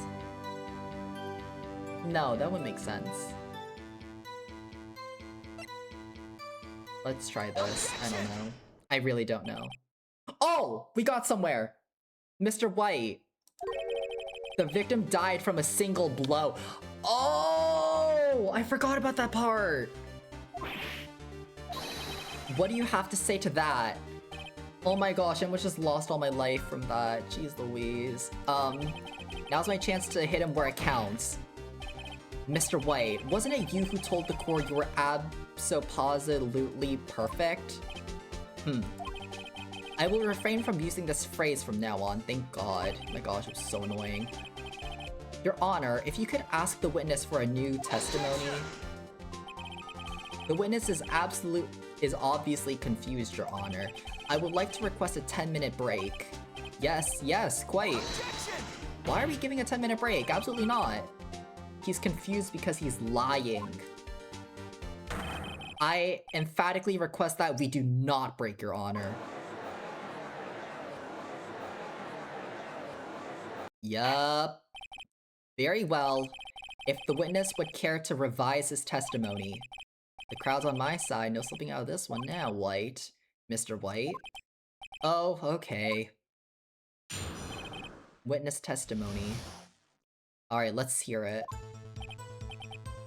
Well, see, I looked at the other window when I heard that thing fall. Then the next moment I saw Miss Mia run to the left. The killer Yu attacked her, but she dodged. And then she turned around and ran for the door. Then you did her in with a single blow, thwop. What? Thwop indeed. Very well, you may begin the cross-examination. Mr. Your Honor, my stomach, you see, it is hurting. Deal with it. This is almost over. I think I know what to do, guys. I know what it is. I know what it is. I gotta use the photo. You looked, and then when I heard something fall, she ran to the left to kill you, but you dodged. How would you know that from this photo? The thing that fell was this light. You wouldn't have seen anything here. That has to be it. That has to be it. Objection! The witness's statement is clearly faulty, Your Honor. I'm sorry, but I can see nothing faulty. Oh no! I will have to penalize you, Mr. Wright.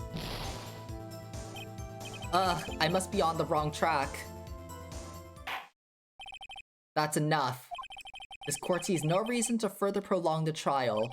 The defense has failed to give the court sufficient reason to doubt the prosecution's claim. This court finds the defense, or rather the defendant, Mr. Wright. No! The accused will surrender to the court immediately, to be held pending trial at a higher court within a month from today's date. That is all. This court is adjourned. What?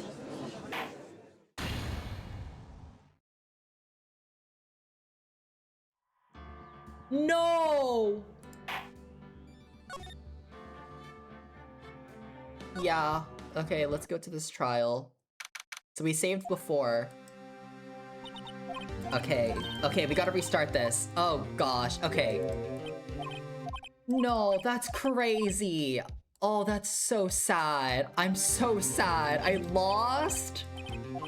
Okay, we're skipping through all this dialogue, girl. We ain't got time for this.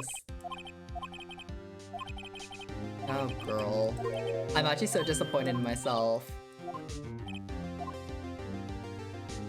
Okay, let's start the trial again. Okay, at least I know a little bit. I know the direction of where I need to go. I know kind of where I need to go. I just need to hit the right evidence with the right points, if that makes sense. Okay, yes, we're ready. Alright, let's do this.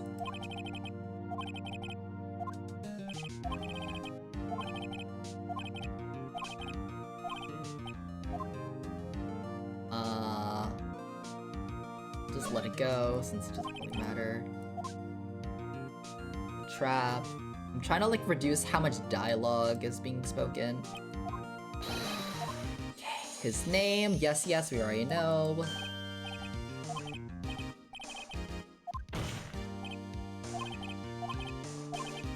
Alright.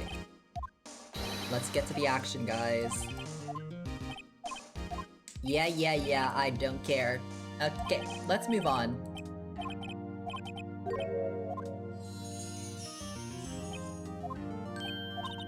Alright. This testimony. Okay.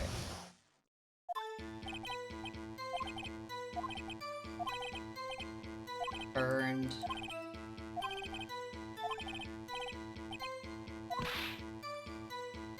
I gave chase.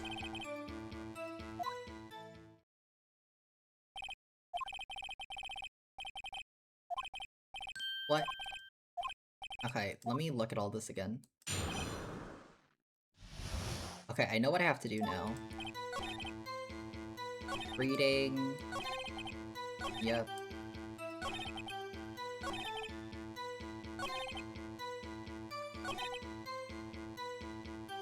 Oh.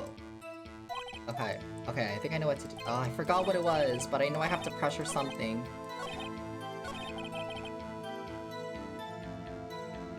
I think it was this?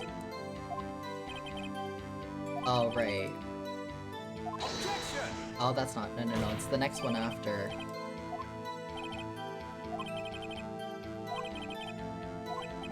Okay. Anyways, I don't care. Let's continue. The victim, she ran away but you gave chase. Hold on, I need details.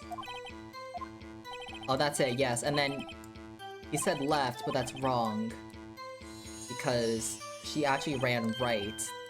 So I have to use May's testimony here. Ms. May's testimony. Objection! And that's, yep. She ran left, but Miss May said right, so that's a contradiction. The floor plans, yep.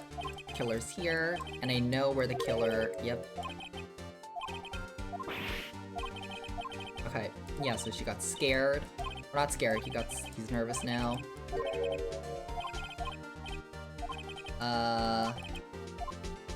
Both are right. Okay, I'm like speedrunning this as fast as I can to get to like where I was. I'm gonna start slowing down a little bit though, just so we can kind of slowly integrate ourselves back into where we left off after losing.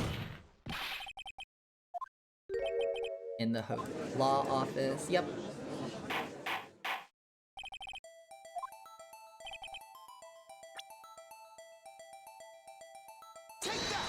Yep, he was the killer. He was standing where the killer was looking at.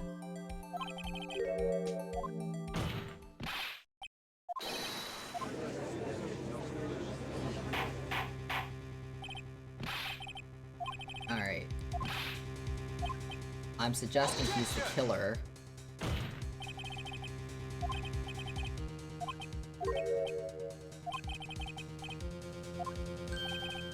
Oh, girl. He's gonna make another testimony. I know once he says hit twice, then that's when I'll use the autopsy report. You assaulted the girl first, she ran left. You hit her savagely, then she ran right. Delivered the final blow. I have to counter with the final blow because that's, yeah. I hit her twice. I know what to do now. I'm ready, Your Honor. Okay, let's start. Okay, cross-examination. Miss May's testimony was correct as mine. When you assaulted the girl, she ran first to the left, then you hit her savagely, that is what I saw. With the last of her strength, she ran to the right. You chased and delivered the final blow. That's not what the autopsy says. Mr. White, the victim died from a single blow. What do you have to say about that? Now's my chance to hit him where it counts. Mr. White, wasn't it you who told the court you were abso-positively perfect? I will refrain from using this phrase from now on. Okay, so now we're basically back to where we were before we lost. No break! I refuse. He's lying. I emphatically request that we do not break, Your Honor. And I have the people on my side, the crowd's on my side now. Mr. White? Oh, okay. New testimony. Okay. Well, see, I looked at the other window when I heard that thing fall. Then, the moment I saw Miss Mia run to the left, the killer you attacked her, but she dodged. And then she turned around and ran for the door. Then you did her in with a single blow. Thwop. What would it be? Hold on, let me look at my evidence. Mia's autopsy report, the phone, the shards of glass from the lamp, the statue, the wiretap, the receipts, the testimony, and the floor plans. Okay, well, your stomach hurts? Well, deal with it. This is almost over. Testimony or cross-examination. Well, you see, I looked at the other window when I heard that thing fall. What? What's that thing? You heard that thing fall? What was that thing? Huh? Oh, that? The glass light stand. Phoenix, doesn't something about that strike you as odd? Very odd. Yeah, that is odd. I'll press further. Mr. White? Huh? What? You're saying you saw the glass light stand? Yes? Then change your testimony to reflect that. Sorry, my bad. The witness will revise his testimony. Oh, okay. Oh, yeah, so then... Objection! Mr. White, it was impossible for you to have seen the light stand. Yeah, it was out of view. It was tucked into the very corner of the room. Like, it was outside the window. What? The stand broke into pieces when it fell. Oof. Just by seeing the broken pieces, you would have had no idea it was a light stand. Oh yeah, because it was, it's beyond recognition. You wouldn't be able to tell what it is, or what it was before it broke. So tell me, exactly when was it that you saw the light stand? Answer the question. Oh, I've got him in a quarter now. Isn't it obvious? I saw the stand before it fell over. So you saw the stand before the victim was attacked then? Correct! That would be no problemo, right? There's a big problemo though. There's a big problemo, problem here. What problem is this? Mr. White, let me make sure I have this straight. You saw the glass light stand through the window from the hotel before the incident occurred. Correct, that is so. It's conclusive, definitive, undeniable, unimpeachable. No, it's impossible. You couldn't have seen the stand. What? Why couldn't he? You have proof? I sure do, Your Honor. A person in the hotel could not have seen the stand before it fell over. And the floor plan shows that. Look at this. These are the floor plans to the scene of the crime, yes? Correct, Your Honor. Now, look. Yeah, it was out of sight. If you were to look through the window at the office, this is the area you would be able to see. Here. Well, note that the stand is not within the visible ray area. I almost said ray. Well, Mr. White? What do you have to say to that? Ridiculosity! Mr. White, if you were in the Gatewater Hotel as you claim, you could not have seen the stand before it fell over. In fact, you wouldn't have been able to see it after it fell either. There's no way you could have recognized the broken shards as a glass light stand. So, when did you see the stand, Mr. White? It must have been the moment that it fell, and the only place you could have seen that from is inside the Fey law offices. In other words, you were at the scene of the crime when the murder took place. Gah! Ooh, I got him now. He's really in a corner now.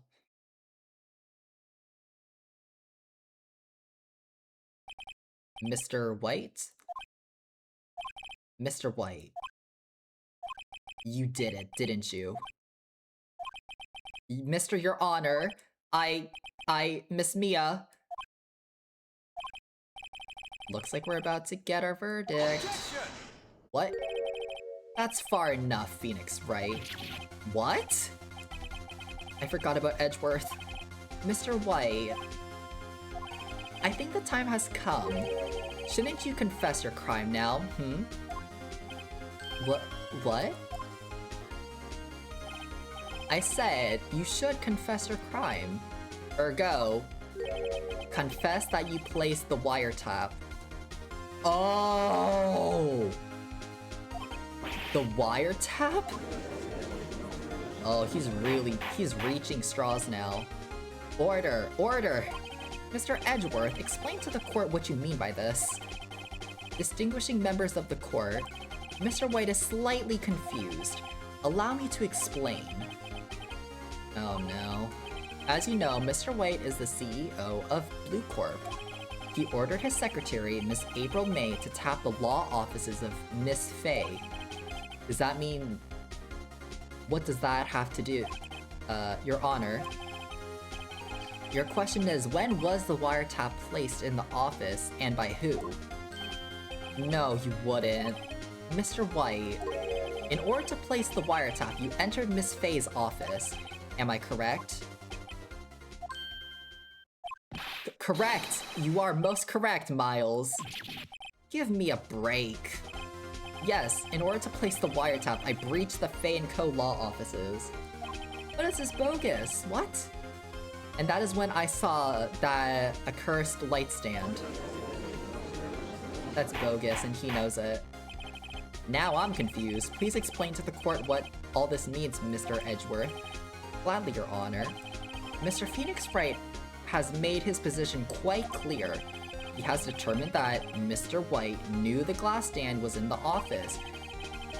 He has shown that there was only one time Mr. White could have seen the stand, at the very moment of the murder. Thus, Mr. Wright would like you to believe that Mr. White was the murderer. Oh my gosh, White and Wright together just makes it so hard to say. Oh my gosh. I see. However, it is a fact that Mr. White had been to that office well before the murder took place. When he went to place the wiretap, he could have seen the glass light stand then. Ergo, Mr. Phoenix Wright's theory is revealed for the baseless conjecture it is. Oh, gag. Mr. White, you will testify to the court about this wiretapping. Ahem, leave it to me. I feel faint.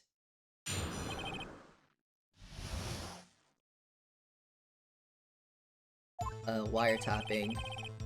It was the beginning of September, the week before the murder. I had entered the Faye & Co. law offices. Of course, I had done so to place the wiretap. That is when I saw this glass light stand. So, you saw the stand before the night of the incident? And this is how you were able to identify what had fallen over by the sound? Correct! That is right. I see. Very well, Mr. Wright. You may cross-examine. Oh, hi Sabrina! Welcome into the chat. How are you doing? I hope your day's going well, or your day went well. It's now way past midnight. Good luck, Phoenix. Oh gosh, cross-examination. It was the beginning of September, the week before the murder. I had entered the Faye & Co. Hold on. Oh wait, I did not mean to press it. It's fine. So, tired, lol, but hungry. So playing my library game? Ooh, I hope that's going well. Is it the library game where you like organize a whole bunch? You're like a librarian for like a book full of like mage books, right? Or like magic books, and you're like trying to organize them. Is that the one that I'm thinking of, or am I thinking of a different game? Yep, that's the one. Okay, I was thinking that. I saw it online the other day on Instagram, and it looked really interesting. But I wasn't sure if I should try it. Maybe I'll look into playing that like as a game off stream. It looks interesting. What was it was it really you that went into the office? Or was it Miss May? Objection! Unidentified fingerprints several days old were found in the Faye & Co. law offices. Those were obviously Mr. White's. Now, Mr. White, tell us why you went to the Faye & Co. law offices. Of course, I had done so to place the wiretap. I'm pressing further. Hold on. Why did you tap Mia's phone? Objection! This has no bearing on the current case, Your Honor. Blue Corp is a detective agency of sorts. We have a responsibility to protect client confidentiality. That is what I saw this, glass light stand. Why did you notice something as innocuous as a light stand? The light stand was made entirely of glass. It was quite stylish, so I guess it made a lasting impression on me. Such a beauticious thing deserves attention, does it not? That is all. This guy using such long words is making it so difficult for me to read. Like, use simpler words! Don't piss me off! Like, oh my gosh. Like, some of these words that he's saying, I'm like, I can't even pronounce. And I'm like, butchering them so badly. Do you have proof? Miss April May knew the details of Miss Faye's phone conversation. This is proof that the wiretap was placed before the murder. Right. What could it have been? It's not this, it's not this.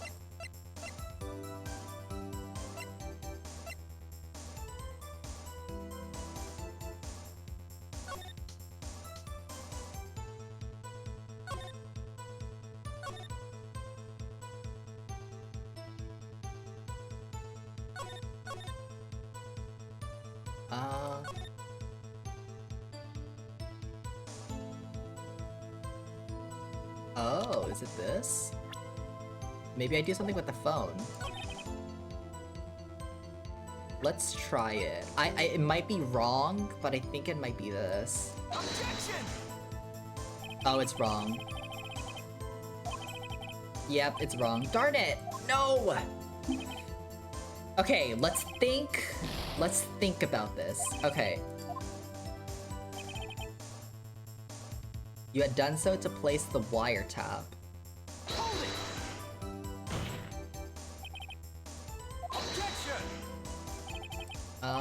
Okay. Alright, okay, let me think. What? The time has come for you to admit your defeat. You fought honorably. Wait, whoa, what's going on? No, this can't end like this. Mr. Wright, are you giving up? Yes, Your Honor. Phoenix! Huh? Phoenix, over here. I know that voice. Mia? Wait, huh? Wait, why is she back? Never give up, Phoenix. What? What? Ha? What? Why is she here? Mia? Why is Chief here? Why is she back from the dead? I'm so confused. What? Where am I? The waiting lobby. What happened? Oh, right. I lost the trial. I was hallucinating. Ah, you're finally awake. Gah!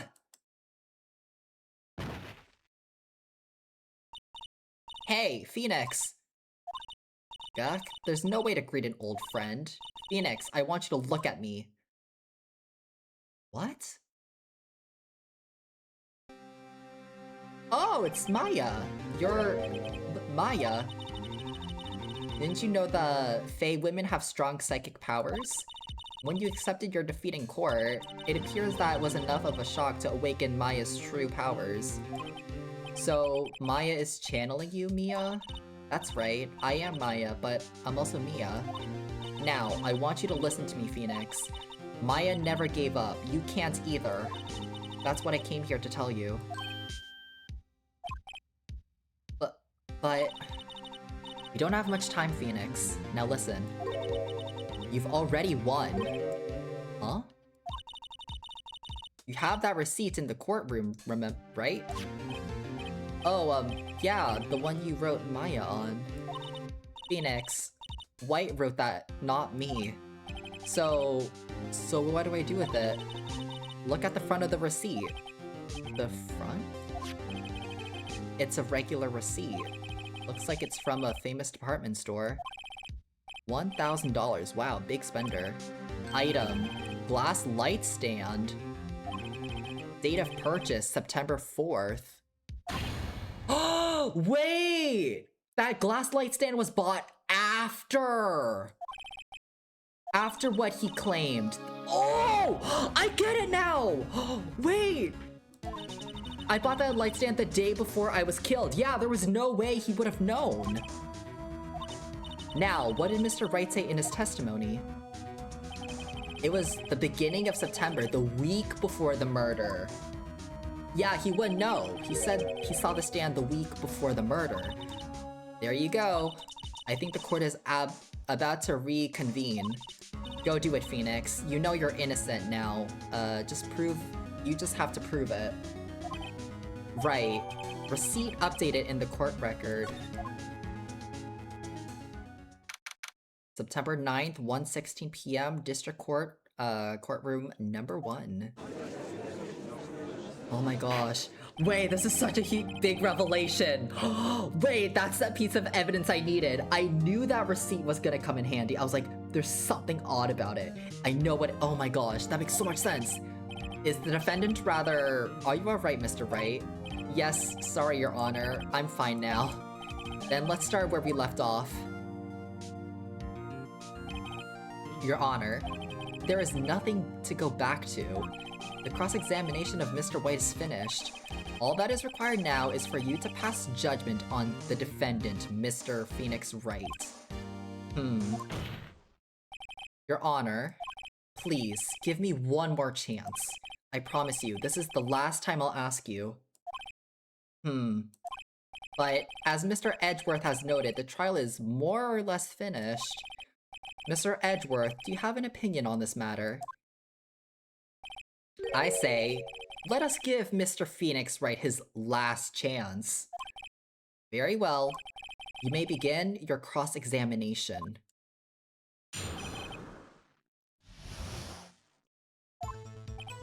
It was the beginning of September, the week before the murder. I had entered the Fanco Law offices. Of course I had done so to place the wiretap. That is when I saw this glass light stand. Oh, I didn't mean to press that. Oopsies! I did not mean to press the press. Okay, now we present the updated receipt. Yes. Look closely at this. See the word Maya written in blood? Waha! You're grasping. I think not. Look at the other side of the receipt. The other side?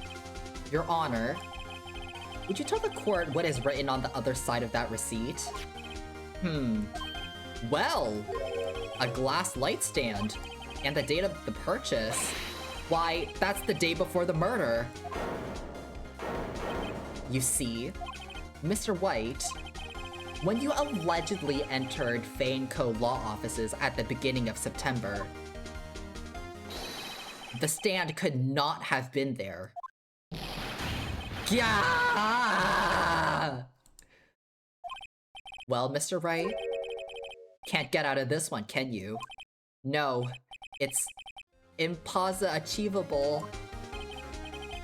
He's losing it. Well, Your Honor, I understand there must be quite a bit of pressure on you. But I think you'll agree, you can't judge me guilty under these circumstances. Very well.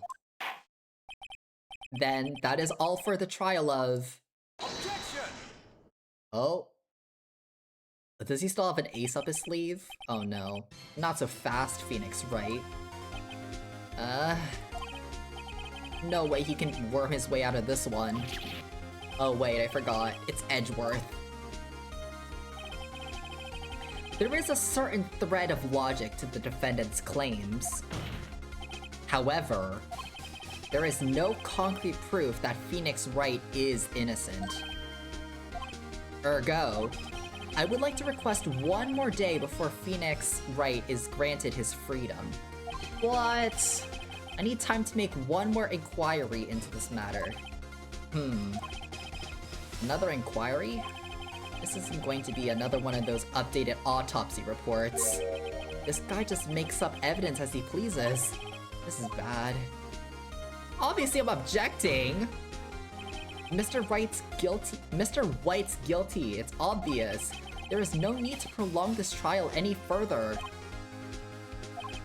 Well, Mr. Edgeworth? If anyone is going to call Mr. White to trial, it would be me, the prosecution. I need a date to ascertain whether these new claims have any basis in factual evidence. I see. Objection denied. What? Oh, come on! The completion of the trial of Mr. Phoenix Wright will be postponed until tomorrow. Come on! There's so much proof that it wasn't me! It's clearly him! Oh my gosh. He's gonna make something up, I already know it. And after Mia showed up to help me and all, is he gonna really get away scot-free? That's crazy. Mr. Your Honor, may I go home? Of course, thank you for your time. The witness will stay. Mia? Phoenix, read this note out loud. Mia, what's this? Oh? Mia's memo. I received a memo from Mia. Your Honor, if I may. You're quite persistent today, Mr. Wright. You bet I am. My life is riding on this one. Obviously, I'm gonna be persistent. Like, I don't want to go to jail for something I didn't do. I have something I would like to read to the court. Present Mia's memo. What does it say, though? I don't even know. The memo Mia had given me was a list of names. Many of them sounded strangely familiar. People in finance, famous celebrities. That's when it happened. Stop! Deceased, halt! Please, stop! Make him stop!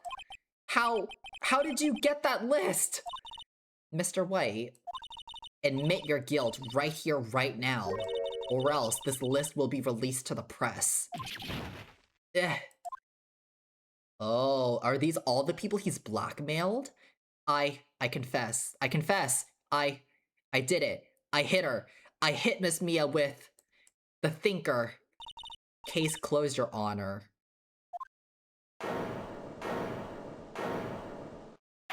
Gag. Well, I see no reason to continue this trial. Mr. Wright? Yes, Your Honor? You've done it again. That was quite a spirited defense. Yes, Your Honor. I guess you could say that. If only you knew how spirited it was. Well, this court finds the defense, rather the defendant, Mr. Phoenix Wright, not guilty. I did it, guys. Oh, we won. I'm not guilty, and we found out who actually did it. Okay, that is all. This court is adjourned. September 9th, 2:24 p.m. District Court, Defense Lobby number 1. Well, I never thought I'd be saying this again, but congratulations. You're lucky I was born a fae. I'm lucky I had both you and Maya on my side. I'm glad you made it. Thank you, Phoenix. You risked a lot to help me and Maya. I won't forget it as long as I live. As long as you live? My time here is running out. Huh? Maya's powers are still weak. I can't stay here that long. What? No! There's still so much to say. Don't worry.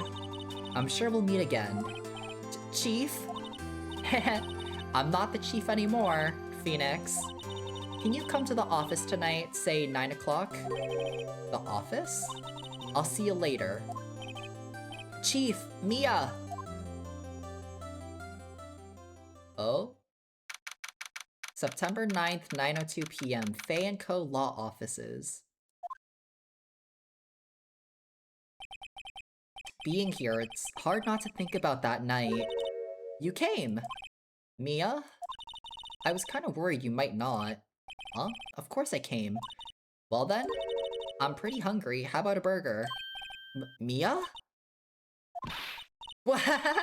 You should see your face. Mia! What are you talking about? It's me, Maya! Maya? What? Did I look like my sister? Look like? You were her! I might be able to use that. Oh, Phoenix, go to the store and buy me lunch, would you? Maya, why are you here? Because of this! See? Mia wrote me a letter. Take care of Phoenix for me. Take care of... Huh? She means the office. This office. Someone has to help with the new Wright and Co. law offices, right? Oh! I'm inheriting Mia's law office. Oh!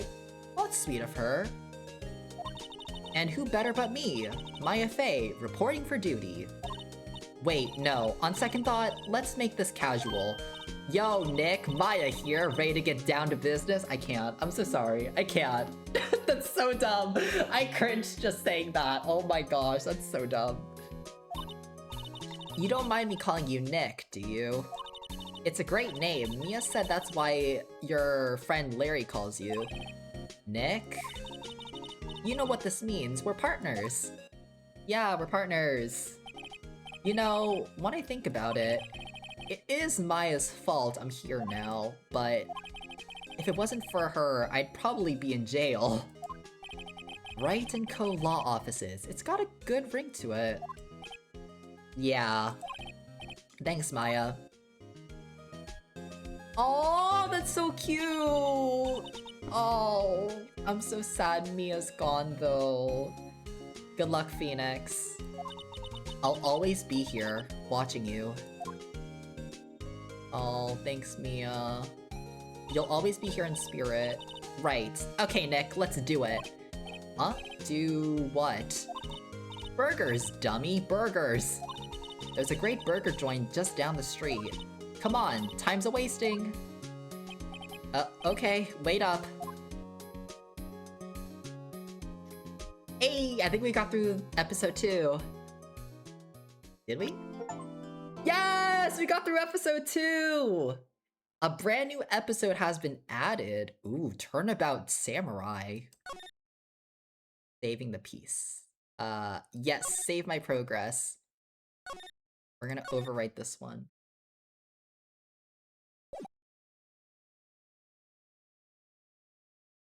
Oh?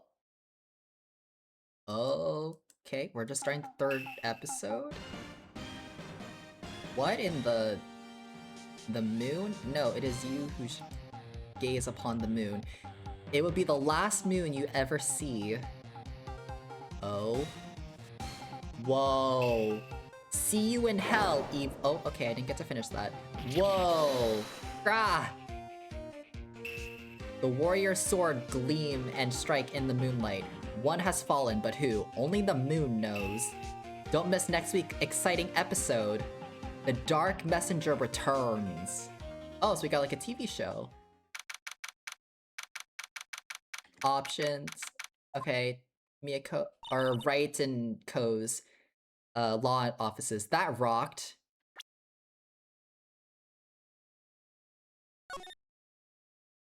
Okay, I'm gonna save. Actually, I'm gonna save. Okay. Return to the title screen. You will lose any unsaved progress. Yes, I just saved.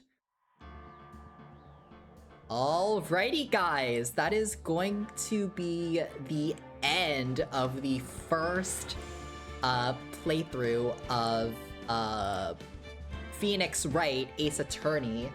I had so much fun playing this. It was such a blast. I actually can't believe I was playing this for 4 whole hours. Actually, more than 4 hours. Oh my gosh. I'm not gonna lie, I don't think I'm gonna play this very often. It will be... I will play the entire series in its entirety, but it will be a series that will be very slow to finish just because of how dialogue heavy it is. My voice is so tired. Like, I feel a little bit of strain in my vocal cords, I'm not gonna lie. But that's okay. I don't know if I'll stream tomorrow. I'm thinking I won't, but maybe I will. We'll kind of see. But if I am streaming tomorrow, it will probably... Actually, I don't think I'll stream tomorrow.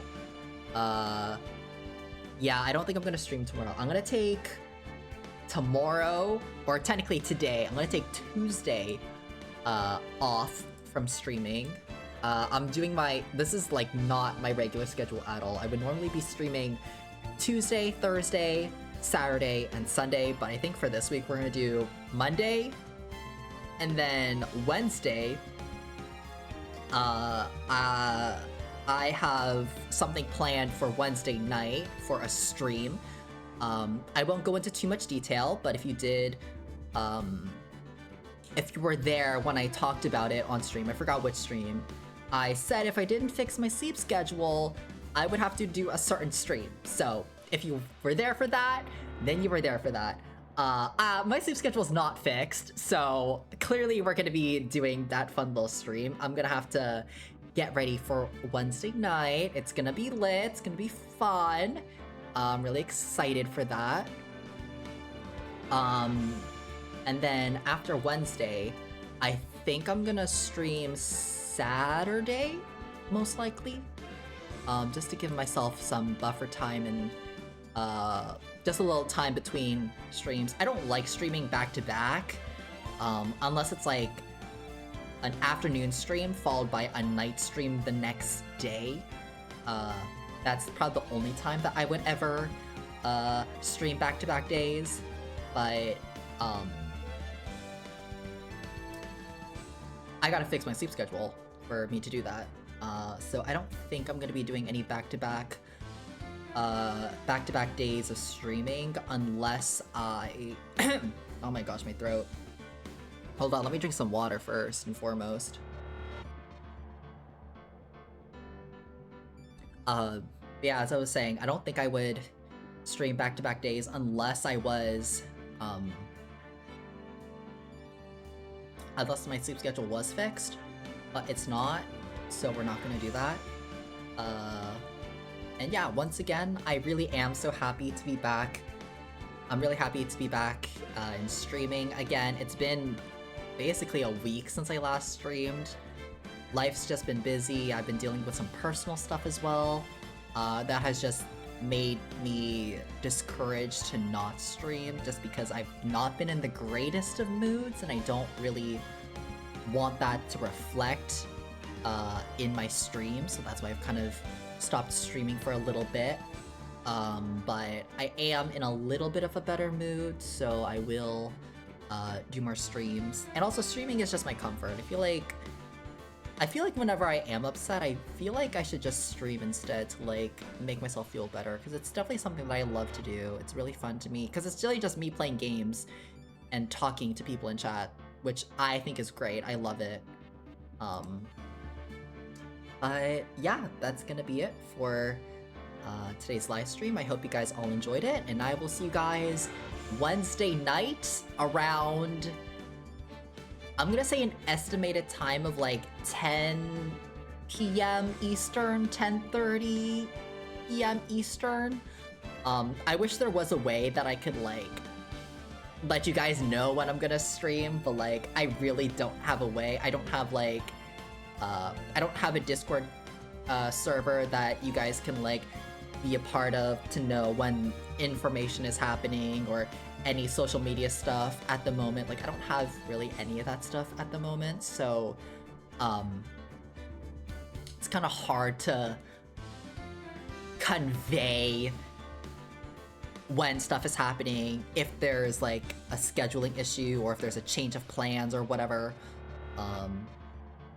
But maybe in the future I'll make like a Discord server that people can join if they want to be more up to date I think Discord would probably be the most accurate place to get information of when I'm streaming, I think. I don't know though. Okay, anyways, I'm gonna get going. Have a good rest of your night, everyone, and take care. Bye, guys. Thanks for watching. Take care.